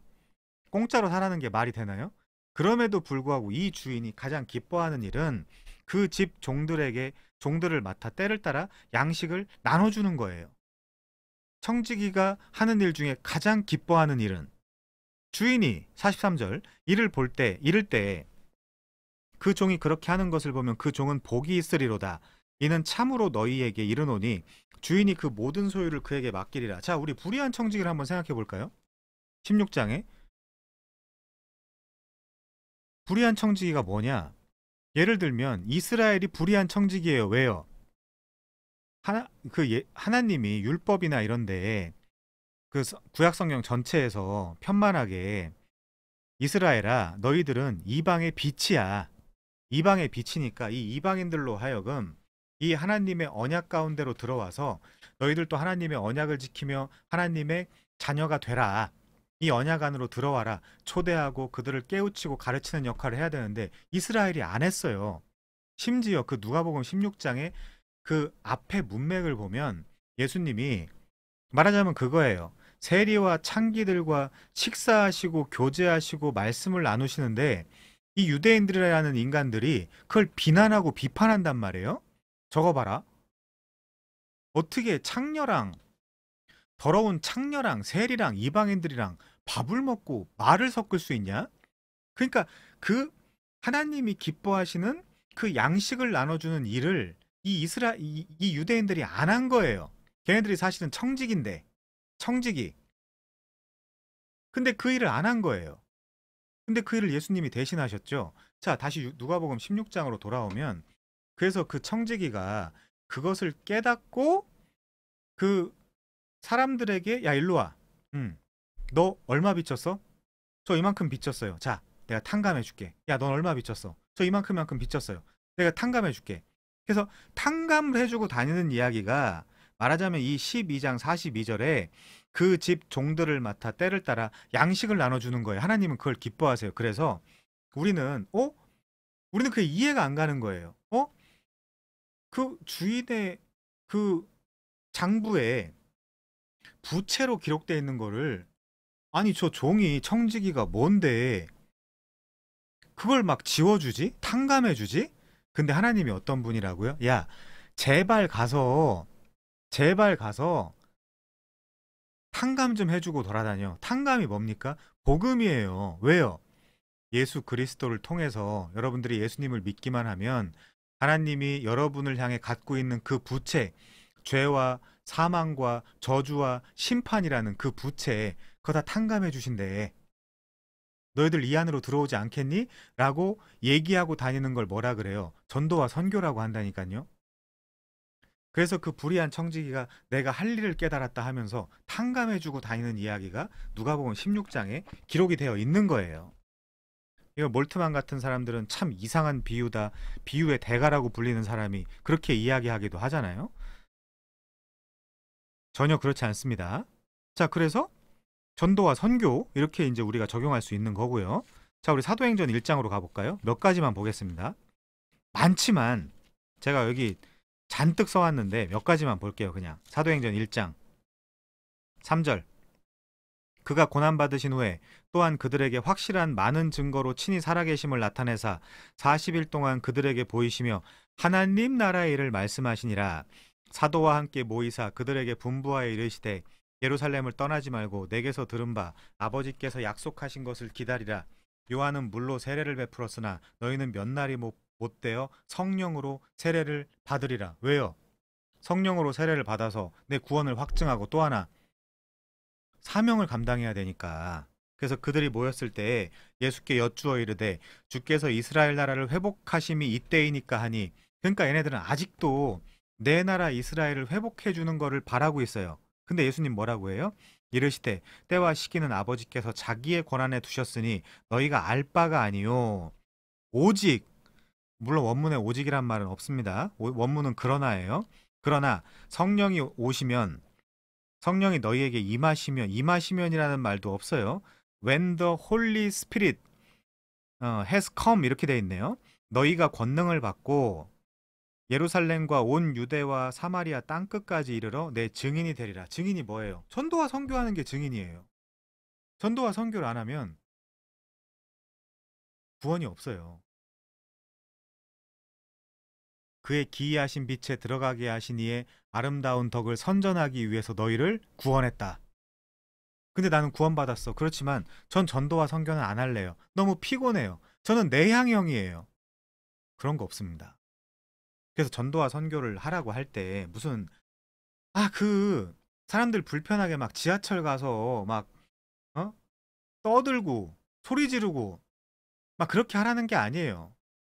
여러분들이 다시 말씀드리지만 어트랙션 여러분들이 뭐 넷플릭스에 보니까 무슨 뭐 더 인플루언서 뭐 이런 것도 하던데, 여러분들이 그 영향을 미칠 수 있는 사람들이 주변에 몇 있잖아요. 그런 사람도 없어요? 그 정도의 매력도 없어요, 사람이? 몇 있잖아요. 영향력을 미칠 수 있는 사람이. 그 사람들 붙잡고, 아니, 얘야, 친구야, 뭐 누구야. 베드로전서 3장 15절. 네가 갖고 있는 그 소망에 대해서 묻는 자들에게 대답할 것을 온유한 마음으로 미리 준비해라. 그게 뭐예요? 말하자면 친구들이 그게 물어볼 수 있잖아요. 아니, 넌 교회 왜 다녀? 그 목사들 다 그 포털 이런 데 보십시오. 교회 왜 다녀? 목사들 다 성범죄자고, 뭐 돈 해먹고, 그 뭐라 그래, 세습하고, 거길 왜 다녀? 라고 묻는 자들에게 나는 그거 보고 교회 다니는 게 아니야. 나는 목사 말 들으려고 교회 다니는 게 아니야. 그리고 나는 교회 다니면서 우리 목사라 하더라도, 우리 교회 목사라 하더라도 내가 다 분별하고 분석해. 하나님 말씀인 성경을 통해서. 그리고 내가 교회 다니는 이유는 이거야. 내가 신앙생활 하는 이유는 이거야. 내가 예수를 믿는 이유는 이거야. 라고 말을 해줘야 될 거 아닙니까? 그게 전도와 선교죠. 고린도전서 15장 1절부터 4절까지 보면 예수 그리스도의 성경대로의 죽으심, 장사 지냄, 성경대로의 부활하심을 여러분들의 입을 벌려 전하라니까요. 무책임하게, 거기가 어디 교회인지도 모르고 자기도 이게 맞는지 틀린지도 모르는데 교회 가자. 그 어떤 교회인데요, 거기가? 뭐 가르치는데요?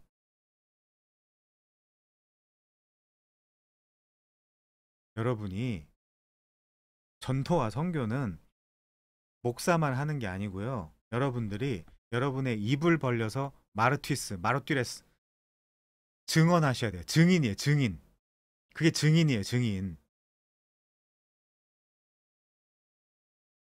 여기도 성령이 너희에게 오시면 너희가 권능을 받고 예루살렘과 온 유대와 사마리아 땅끝까지 이르러 내 증인이 되리라. 사도들만요? 천만의 말씀이죠. 우리도 마찬가지예요. 한 몸이에요. 예수님이라는 머리를 두고 우리는 한 몸이에요. 이 보편교회가, 비가시적 교회가 전부가 다 보편교회, 한 몸, 예수 그리스도의 몸. 자, 넘어가서요. 2장으로 가면, 오순절 날이 이미 이름에 그들이 다 같이 한 곳에 모였더니 호련히 하늘로부터 급하고 강한 바람 같은 소리가 있어 그들이 앉은 온 집에 가득하여 마치 불의 혀처럼 갈라지는 것들이 그들에게 보여 각 사람 위에 하나씩 임하여 있더니 그들이 다 성령의 충만함을 받고 성령이 말하게 하심을 따라 다른 언어들로 말하기를 시작하니라. 랄랄라 또또또가 아니에요. 샬라샬라가 아닙니다. 11절. 우리의 각 언어로 하나님의 큰 일을 말함을 듣는도다. 하나님의 큰 일 뭐예요? 각 사람의 언어로 지금 복음 전하게 하기 위해서 외국어로, 실제 현존했던 외국어로 복음을 전했다. 그 이야기예요. 그 이상한, 말도 안 되는 이상한 소리를 내는 게 아닙니다. 자, 넘어가서요. 이번에, 자, 이제 22절부터 24절에 보시면 베드로가 설교를 하고요.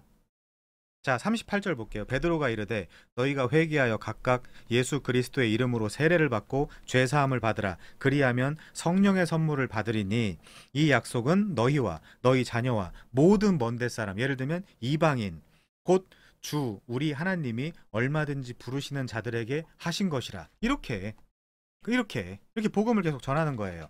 자, 다 건너뛰고 7장에 가면 스데반이 7장 전체에 걸쳐서 복음을 전해요. 스데반 집사가. 그 말을 또 다른 말로 번역할 수도 있지만 어쨌든 여러분들한테 집사가 좀 편하니까. 그리고 8장으로 넘어가면요. 8장 30절부터 30절 이하에 보면 빌립이 그 에디오피아 내시한테, 에디오피아 그 내시가 이렇게 이야기해요. 선지자 이사야의 글을 읽는 것을 듣고 말하되 읽는 것을 깨닫느냐? 빌립이 그렇게 물어봐요. 지도해주는 사람이 없으니 어찌 깨달을 수 있느냐? 빌립이 청하여 수레에 올라 같이 앉으라. 일로 와봐. 야, 성경 가지고 일로 와봐. 하고 읽는 성경 구절은 이것이니 일러스되 그가 도살자에게 가는 양과 같이 끌려갔고 털 깎는 자 앞에 있는 어린 양이 조용함과 같이 그의 입을 열지 아니하였도다. 이거 이사야 53장이죠. 그가 굴욕을 당했을 때 공정한 재판도 받지 못하였으니 누가 그의 세대를 말하리요 그의 생명이 땅에서 빼앗김이로다 하였거늘. 자, 그 내시가 빌립에게 말하되 청컨대 내가 묻노니 선지자가 이 말한 것이 누구를 가리킴이냐? 자기를 가리킴이냐 타인을 가리킴이냐? 빌립이 입을 열어 이 글에서 시작하여 예수를 가르쳐 복음을 전하니. 이걸 여러분이 하셔야 된다니까요.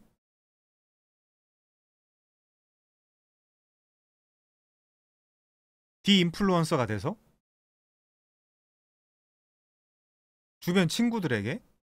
그래서 말하자면 복음 전하고 싶어서 여러분을 어트랙티브한 사람으로 만드는 것도 중요해요. 누가 옆에만 가면 냄새나고 옷도 지저분한 거 입고 욕이나 하고 미친 짓이나 하고 그런 사람들한테 가가지고 복음을 듣고 싶어 하는 사람이 세상에 어디 있습니까? 그래서 베드로가 뭐라 그래요?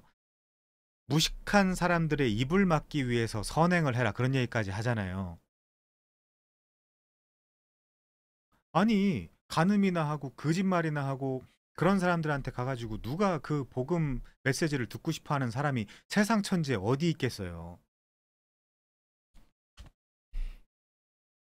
그래서 빌립이 입을 열어 이 글에서 시작하여 예수를 가리켜 복음을 전하니. 구약성경 펴놓고요. 다 여러분들이 해야 되는 일이에요. 길 가다가 물 있는 곳에 이르러 그 내시가 말하되 보라 물이 있으니 내가 세례를 받음에 무슨 꺼리낌이 있느냐. 없음이지만 제 나나주를 읽어드릴게요. 어떤 사본에 37절 빌립이 이르되 내 마음을 온전히 하여 믿으면 가하니라. 뭐가요? 세례받기에. 대답하되어 이르되 내가 예수 그리스도께서 하나님의 아들인 줄을 믿노라 라고 37절에서 이야기하고요. 38절 이에 명하여 수레를 멈추고 빌립과 내시가 둘 다 물에 내려가 빌립이 세례를 베풀고 둘이 물에서 올라올새 주의 영이 빌립을 이끌어간지라. 내시는 기쁘게 길을 가므로. 왜? 구원받았으니까. 그를 다시 보지 못하니라. 이렇게 끝나는 거예요. 그러면 이 에디오피아 내시가 딱 구원받았으니까 이제 집에서 디아블로나 해야지. 그렇게 생각하겠습니까?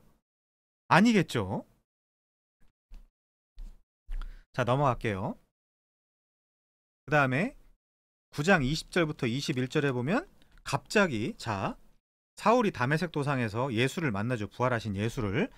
그러다가 20절 immediately 즉시로 각 회당에서 예수가 하나님의 아들이심을 전파하니. 이렇다니까요. 원래 구원받은 자는 그렇게 되게 되어 있어요. 원래 중생과 소명은 동시에 받는 거예요. 논리적 순서에 의하면.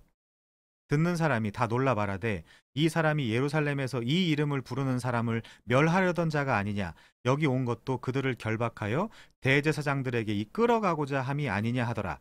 사울은 힘을 더 얻어 예수를 그리스도라 증언하여 다메섹에 사는 유대인들을 당혹하게 하니라. 그럼 이 시대에 소위 그리스도인이라는 사람들이 복음도 안 전하고 성경도 안 가르치고 그거 교역자냐 비교역자냐 상관없습니다. 복음도 안 가르치고 전도 선교도 안 가고 해외 선교도 안 가고 아무것도 안 하고 그냥 교회나 들락거리면서 교회 출석이나 하고 그 교회가 맞는지 틀린지도 모르겠습니다만은 거기서 저는 가족 때문에 교회 다녀요. 친구가 이 교회 다녀가지고 전 이 교회 다닐래요. 그게 성도입니까? 여러분, 그게 성도예요? 그러니까 역동성이 없다니까요. 왜요? 이유는 하나예요. 구원받은 적이 없는 거예요. 구원받는 모든 사람들은 모세부터 시작해서 즉시로, 요즘 사울도 즉시로 각 회당에서 예수가 하나님의 아들이심을 전파하니. 성경에 등장하는 모든 그 구원받는 그 내용들에는 즉시로 소명을 받아요. 아, 나 이렇게 살면 안 되겠다. 내가 복음을 전하기 위해서 뭐라도 해야 되겠다. 그게 정상이에요. 너무나 정상이에요, 그게. 그게 사도행전이에요, 그리고. 자, 이번에 10장 34절 가면요. 베드로가 입을 열어 말하되 내가 참으로 하나님은 사람의 외모를 보지 아니하시고 각 나라 중 하나님을 경외하며 의를 행하는 사람은 다 받으시는 줄 깨달았도다. 만유의 주 되신 예수 그리스도로 말미암아 화평의 복음을 전하사 이스라엘 자손들에게 보내신 말씀 쭉쭉쭉 내려와서 하나님이 나사렛 예수에게 성령과 능력을 기름 붓듯 하셨음에 그가 두루 다니시며 선한 일을 행하시고 마귀에게 눌린 모든 사람을 고치셨으니 이는 하나님이 함께 하셨음이라. 우리는 유대인의 땅과 예루살렘에서 그가 행하신 모든 일의 증인이라. 그를 그들이 나무에 달아 죽였으나 하나님이 사흘 만에 다시 살리사 나타내시되 모든 백성에게 하신 것이 아니요 오직 택하신 증인 곧 죽은 자 가운데서 부활하신 후 그를 모시고 음식을 먹은 우리에게 하신 것이라. 자, 잘 보세요. 우리에게 명하사 백성에게 전도하되 하나님이 살아있는 자와 죽은 자의 재판장으로 정하신 자가 곧 이 사람이라 하신 것을 증언하게 하셨고 증인 그에 대하여 모든 선지자도 증언하되 그를 믿는 사람들이 다 그의 이름을 힘입어 죄사함을 받는다 하였느니라.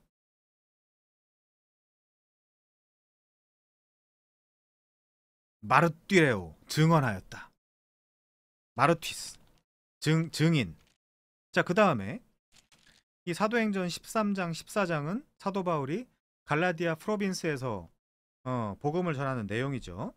뭐 읽진 않겠습니다만은 그렇고, 그 다음에 예를 들어 사도행전 18장에 가면 사도행전 18장 많지만 몇 가지만 이야기할게요. 24절 알렉산드리아에서 난 아볼로라 하는 유대인이 에베소에 이르니 이 사람은 언변이 좋고 성경에 능통한 자라. 그가 일찍이 주의 도를 배워 열심으로 예수에 관한 것을 자세히 말하며 가르치나 요한의 세례만 알 따름이라. 그가 회당에서 담대히 말하기 시작하거늘 브리스길라와 아굴라가 듣고, 브리스길라가 여자입니다. 여자가 앞에 나왔다는 거는 드디어 이 복음 안에서 평등해졌다. 이제 그런 이야기를, 그런 의미를 또 담고 있어요. 원래 그 당시 문화 속에서 이렇게 사용하지 않습니다. 자, 브리스길라와 아굴라가 듣고 데려다가 아볼로요, 잠깐 일로 와보세요. 데려다가 하나님의 도를 더 정확하게 풀어 이르더라. 이걸 해야 된다니까요. 남자나 여자나 할 것 없이. 아볼로가 아가야로 건너가고자 하므로 형제들이 그를 격려하며 제자들에게 편지를 써 영접하라 하였더니 그가 감에 은혜로 말미암아 믿는 자들에게 많은 유익을 주니 이는 성경으로서, 그 당시는 구약이겠죠. 구약 성경으로서 예수는 그리스도라 증언하여 공중 앞에서 힘있게 유대인의 말을 이기밀어라. 그래서 이 자들의 총합이 결과적으로 어떻게 됩니까? 요한계시록 20장 가시면요. 자, 봅시다. 요한계시록 20장 4절 또 내가 보좌들을 보니 거기 앉은 자들이 있어 심판하는 권세를 받았더라. 또 내가 보니 예수를 증언함과 하나님의 말씀 때문에 목배임을 당한 자들의 영혼들과 또 짐승과 그의 우상에게 경배하지 아니하고 그들의 이마와 손에 그의 표를 받지 아니한 자들이 살아서 그리스도와 더불어 1000년 동안 왕노릇하니. 이게 구원이에요. 이게. 그 나머지 죽은 자들은 그 1000년이 차기까지 살지 못하더라. 이는 첫째 부활이라. 이 첫째 부활에 참여하는 자들은 복이 있고 거룩하도다. 둘째 사망이 그들을 다스리는 권세가 없고 도리어 그들이 하나님과 그리스도의 제사장이 되어 1000년 동안 그리스도와 더불어 왕노릇하리라. 자, 우리 종교개혁의 후예예요. 종교개혁의 아들이며 딸입니다. 개혁신학의 아들이며 딸이에요. 개혁신학은 뭐예요? 은혜의 교리. 뭐죠? only by grace, 오직 은혜로, 오직 믿음으로 구원을 받잖아요. 그럼 오직 은혜와 오직 믿음으로 구원을 받은 자들은 뭘 하게 되어 있다고요? 즉각적으로, immediately, 그 즉각적으로 복음을 전한다니까요. 선교를 하고. 그 증명이 되는 거예요. 예를 들면 무슨 아우구스티누스부터 칼빈부터 무슨 바빙크부터 다 달달달 외워요. 근데 복음은 안 전해요. 구원받은 자 아니에요. 세리스팩션 개런티 할 수 있어요. 품질 보증. 아니에요.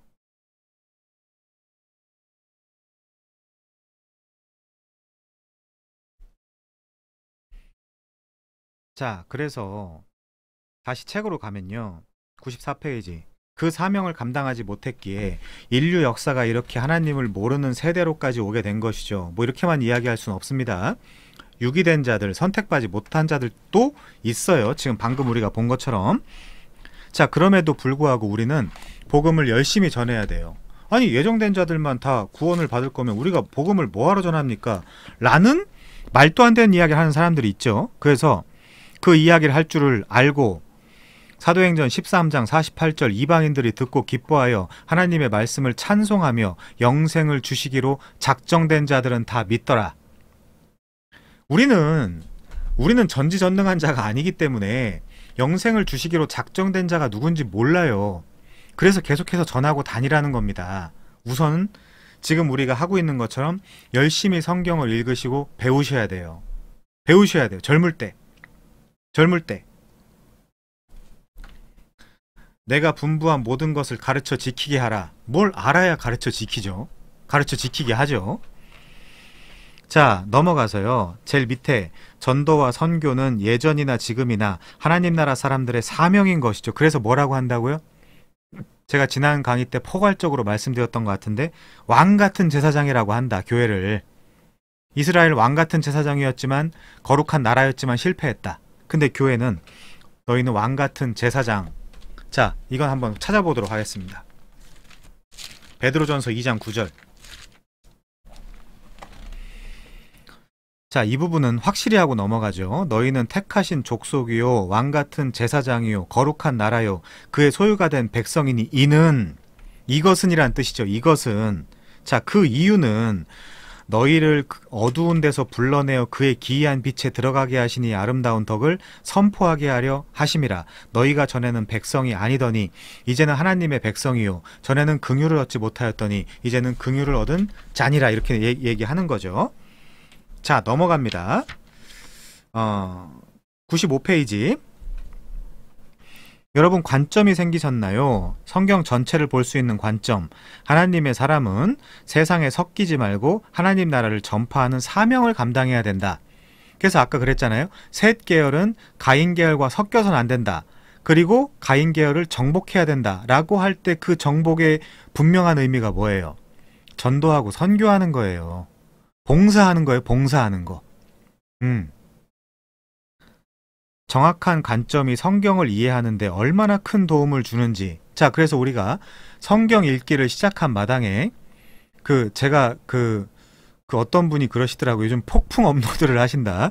여러분들이 성경을 읽기로 작정하셨을 때 이 가이드를 통해서 조금이라도 도움을 받으시면서 성경을 읽으시라고 제가 사실은 무지하게 바쁜데 지금 이거 막 여러분들하고 지금 강의하면서 찍어 올리고 있는 겁니다. 자, 95페이지. 노아 홍수 심판의 원인 뭡니까? 창세기 4장 끝과 5장에 보니까 좀 문장이 잘못 나와 있네요. 아무튼 6장 8절에 보면 노아는 은혜를 받은 자였죠. 성경은 셋에서부터 노아에 이어지는 그 거룩한 계열의 줄기를 하나님의 아들들이라고 부릅니다. 이게 셋 계열이죠. 하나님의 아들들은 사람의 딸들의 아름다움을 보고 좋아했고 그들과 섞였습니다. 요거를 우리 시대로 이야기하면 인본주의, 혼합주의 이렇게 이야기할 수 있어요. 자, 2번 유형이죠. 세상 나라가 하나님 나라 문화를 세속화시킨 것입니다. 이렇게 태어난 자식들이 고대의 용사, 장부, 자이언트, 네피림이 됐다. 거인 문화. 이들은 심판을 불러온 만큼 패악한 세상 문화를 만들어냈고 하나님은 이들을 홍수로 심판하셨죠. 구원 얻은 하나님의 사람들이 세상을 정복하지 못하고 역습당한 결과입니다. 1장에서 뭐 어떻게 하라고 했다고요? 생육하고 번성하고 충만하고 다스리고 정복해라. 그 신약적 의미로 뭡니까? 그게 전도하고 선교해라. 근데 그걸 못한 거예요. 자, 그럼 소돔과 고모라의 심판의 원인.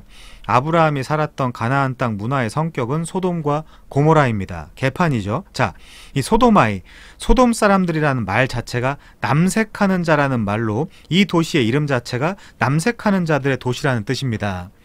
지금 교회 안에 있으면서도 동성애를 옹호할 뿐만이 아니라 권장, 추천까지 하는 사람들이 있어요. 예를 들면 LGBT 같은 것들, 그 성경이랑 아무 상관없거든요. 차별금지법 같은 것들, 차별금지법을 무식하니까 자, 세상 어떤 멍청이가 차별을 반대하겠습니까? 뭐 물론 반대하는 사람도 있을 수 있죠. 그렇지만 어떤 정상인이 차별을 반대하는 사람이 누가 있습니까? 그런데 그게 문제가 아니라 차별금지법을 펴서 읽어보면 이거는 차별금지법이 아니라 소수독재법이에요. 소수독재법. 우리에 대해서 그 어떤 말도 하지 마라. 학술대회도 하지 말고 우리를 그 위에다 올려놓고 이건 뭐지? 연구도 하지 말고 아무 말도 하지 마. 어떤 말을 하면 잡아갈 거야. 이제 그게 차별금지법이란 말이에요. 그걸 우리가 옹호할 수 있습니까? 오히려 소수독재법인데요. 왜 그들의 독재는 차별이라고 규정하지 않죠? 왜 이렇게 머리들이 안 돌아가죠? 굉장히 심각한 문제예요, 이런 것들이. 근데 교회 안에 있는 사람들이, 물론 교회 안에 있는 사람들이 아니죠. 교회에 탈을 쓰고 그 이야기를 해야 훨씬 더 효과가 있으니까 그렇게 이야기를 하는 것이죠. 저 샌프란시스코나 호주만 게이들로 유명한 것이 아니고 지금부터 4,000년 전에도 향락과 타락의 문화가 존재했던 것이죠. 지금 뭐 한국 사회는 안 그렇습니까? 자, 넘어가겠습니다. 기독교로서 받아들일 수 없는 내용들입니다. 자, 이스라엘 멸망의 원인. 창세기 12장에 하나님 나라 이전에도 하나님의 아들들이 구원을 받을 수 있었던 것은 오직 하나님의 은혜였습니다. 올리바이 그레이스. 자, 첫사람 아담이 하나님을 거역하였을 때 모든 인류는 그 아담의 죄 안에 있었지만 그들 중 이 은혜로 구원 입은 자들의 공동체가 이스라엘, 곧 하나님의 나라였습니다. 자, 이 하나님의 나라, 예를 들면 아까 제가 그 신천지 얘기도 잠깐 하고 그랬지만 이 신천지에서 굉장히 중요하게 이야기하고 있는 숫자가 있죠. 14만 4천이라고. 이 14만 4천이라는 숫자가 신천지에서 갖다 쓸 수 있는 그 문자적 그런 그 숫자가 아니고 이 14만 4천이 어떤 의미냐면요. 구약 이스라엘 백성이 12지파죠. 그 신약 그 교회를 상징하는 예수님의 제자들이 12이라는 숫자로 출발을 했잖아요. 12 곱하기 12 하면 144예요. 그 144에다가 1000이라는 완전수를 곱하면 14만 4천이에요. 그거에 대해서 그 상징하는 숫자예요. 자, 그래서 예를 들면 우리가 요한계시록 한번 가볼게요. 요한계시록 21장. 이 12라는 숫자가 12라는 숫자가 정확하게 하나님의 백성을 상징하는 상징수거든요. 자, 볼게요. 요한계시록 21장 12절에 보시면 크고 높은 성곽이 있고 12문이 있는데 문에 12천사가 있고 그 문들 위에 이름이 써 있으니 이스라엘 자손의 12지파의 이름들이라. 동쪽의 세 문, 북쪽의 세 문, 남쪽의 세 문, 서쪽의 세 문이니 그 성의 성곽에는 12기초석이 있고 그 위에는 어린 양의 12사도의 12이름이 있더라. 구약에서 12지파, 신약에서 그 12사도, 12사도는 12제자잖아요. 자, 그래서 그리고 또 하늘의 숫자가 3이죠, 성경에서. 3층 세 번째 하늘이라고 이야기하니까 첫째 하늘, 둘째 하늘, 셋째 하늘 3. 그리고 땅의 숫자가 4죠. 동서남북. 지금도 나와 있네요. 동서남북. 그러면 4, 3, 10이잖아요. 이런 숫자도 되는 것이고, 그리고 그러니까 이게 만방, 열방을 상징하는 숫자도 되는 것이고요. 구약의 12지파, 신약의 12사도, 12제자. 그래서 이 12 곱하기 12 하면 144, 곱하기 1000 하면 14만 4천. 그 상징수예요. 구원받은 모든 자들의 그 숫자를 상징하는 상징수. 신천지가 구원받는 건 아니죠. 신천지에 들어온 자들의 숫자를 이야기하는 게 아니란 말이에요, 그게. 자, 넘어가고요. 강의를 빨리빨리 끝내려고 그랬는데. 자, 그래서 96페이지 가면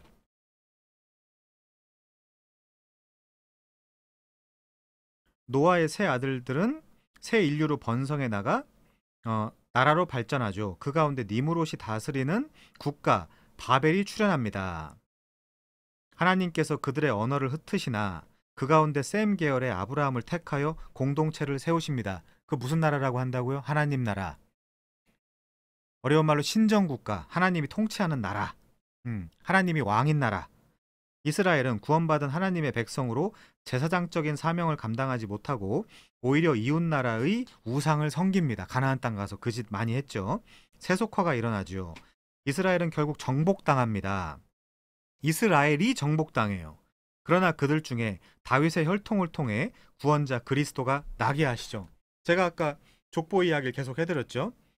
아브라함, 그러니까 셋, 노아, 셈, 그 다음에 셈, 데라, 아브라함, 유다, 다윗, 예수 그리스도. 자, 그 얘기예요. 그게 지금 다윗의 혈통에서 온다는 이야기가.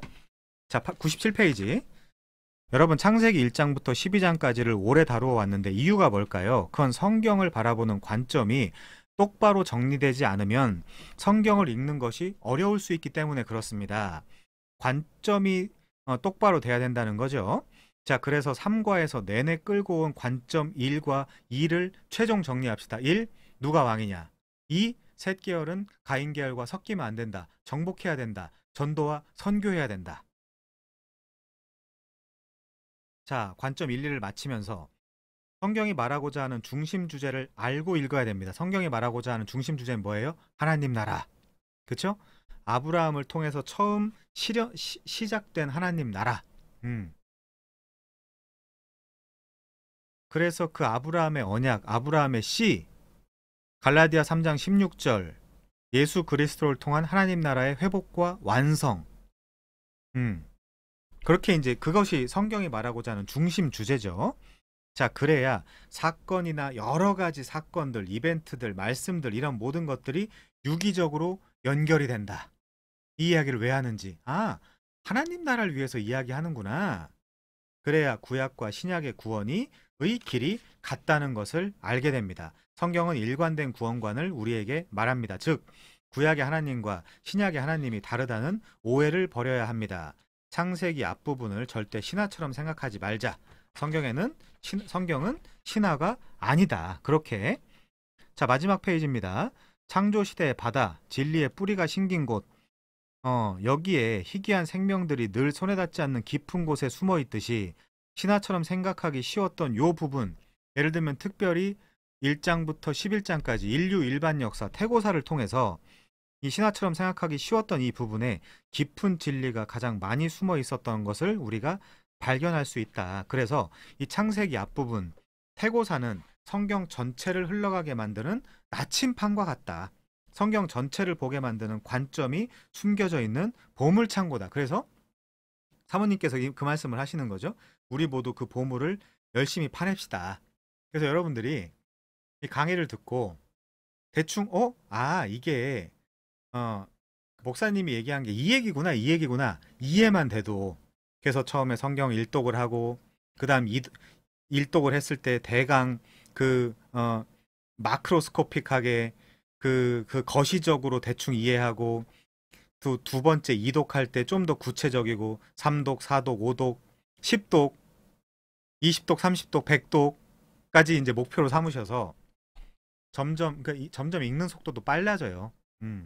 그렇게 100독, 뭐 200독, 300독 목표로 삼으셔서 계속 읽고 연구하고 한글 성경 읽고 영어 성경 읽고 히브리어 성경도 읽고 계속해서 그렇게 노력해 가다 보면 이 하나님의 말씀을 더 분명히 알 수 있게 될 것입니다. 저 그런 말 안 좋아해요. 이 하나님의 말씀은 너무나 깊고 넓고 높아서 우리가 다 이해할 수 없어. 그럼 하나님 이거 왜 주셨는데요? 이거 하나님 왜 주셨는데요? 그러면 그 얘기 하라고? 이 하나님의 말씀은 너무나 위대하신 말씀이기 때문에 우리가 다 이해할 수 없어. 그거 패배주의적 발언이고 사실은 기독교 신앙이랑 아무 상관없는 발언이에요. 그렇게 어렵게 줬겠습니까? 하나님이 이 성경을. 그래서 그런 말 하지 마시고 차라리 마음속에다 깊은 자신감을 가지세요. 성경의 1189장, 물론 그 자기적 구분이긴 하지만 성경이 1189장으로 이루어졌다라고 하는데 한 장 한 장씩 공부해 나가서 이 전체 내용을 내가 다 이해해야 되겠다.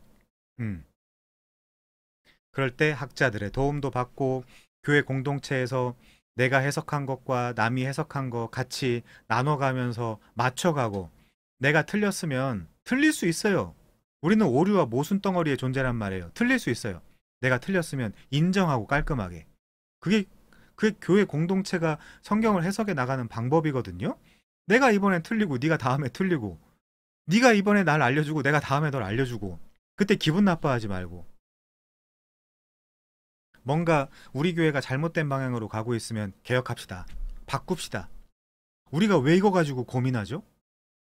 우리가 사람 보고 교회하나요? 아니잖아요. 하나님 보고 교회하잖아요. 바꿉시다. 결정합시다. 그렇게 결정하고 한 번 사는 인생인데, 그리고 얼마 남지도 않았어요. 그래서 제가 꼭 적용하고 싶은 분명한 이야기는, 우리 모두가 다 전도와 선교 해야 되는 사람들이다. 그거 쓸데없이 방구석에서 게임하고 놀고 시간 보낼 거면 차라리 외국 나가서 선교라도 하세요. 공부 열심히 해서. 자, 이렇게 삼과도 가뿐하게 마치도록 하겠습니다. 사과에서 뵙죠. 수고 많이 하셨습니다. 마치겠습니다.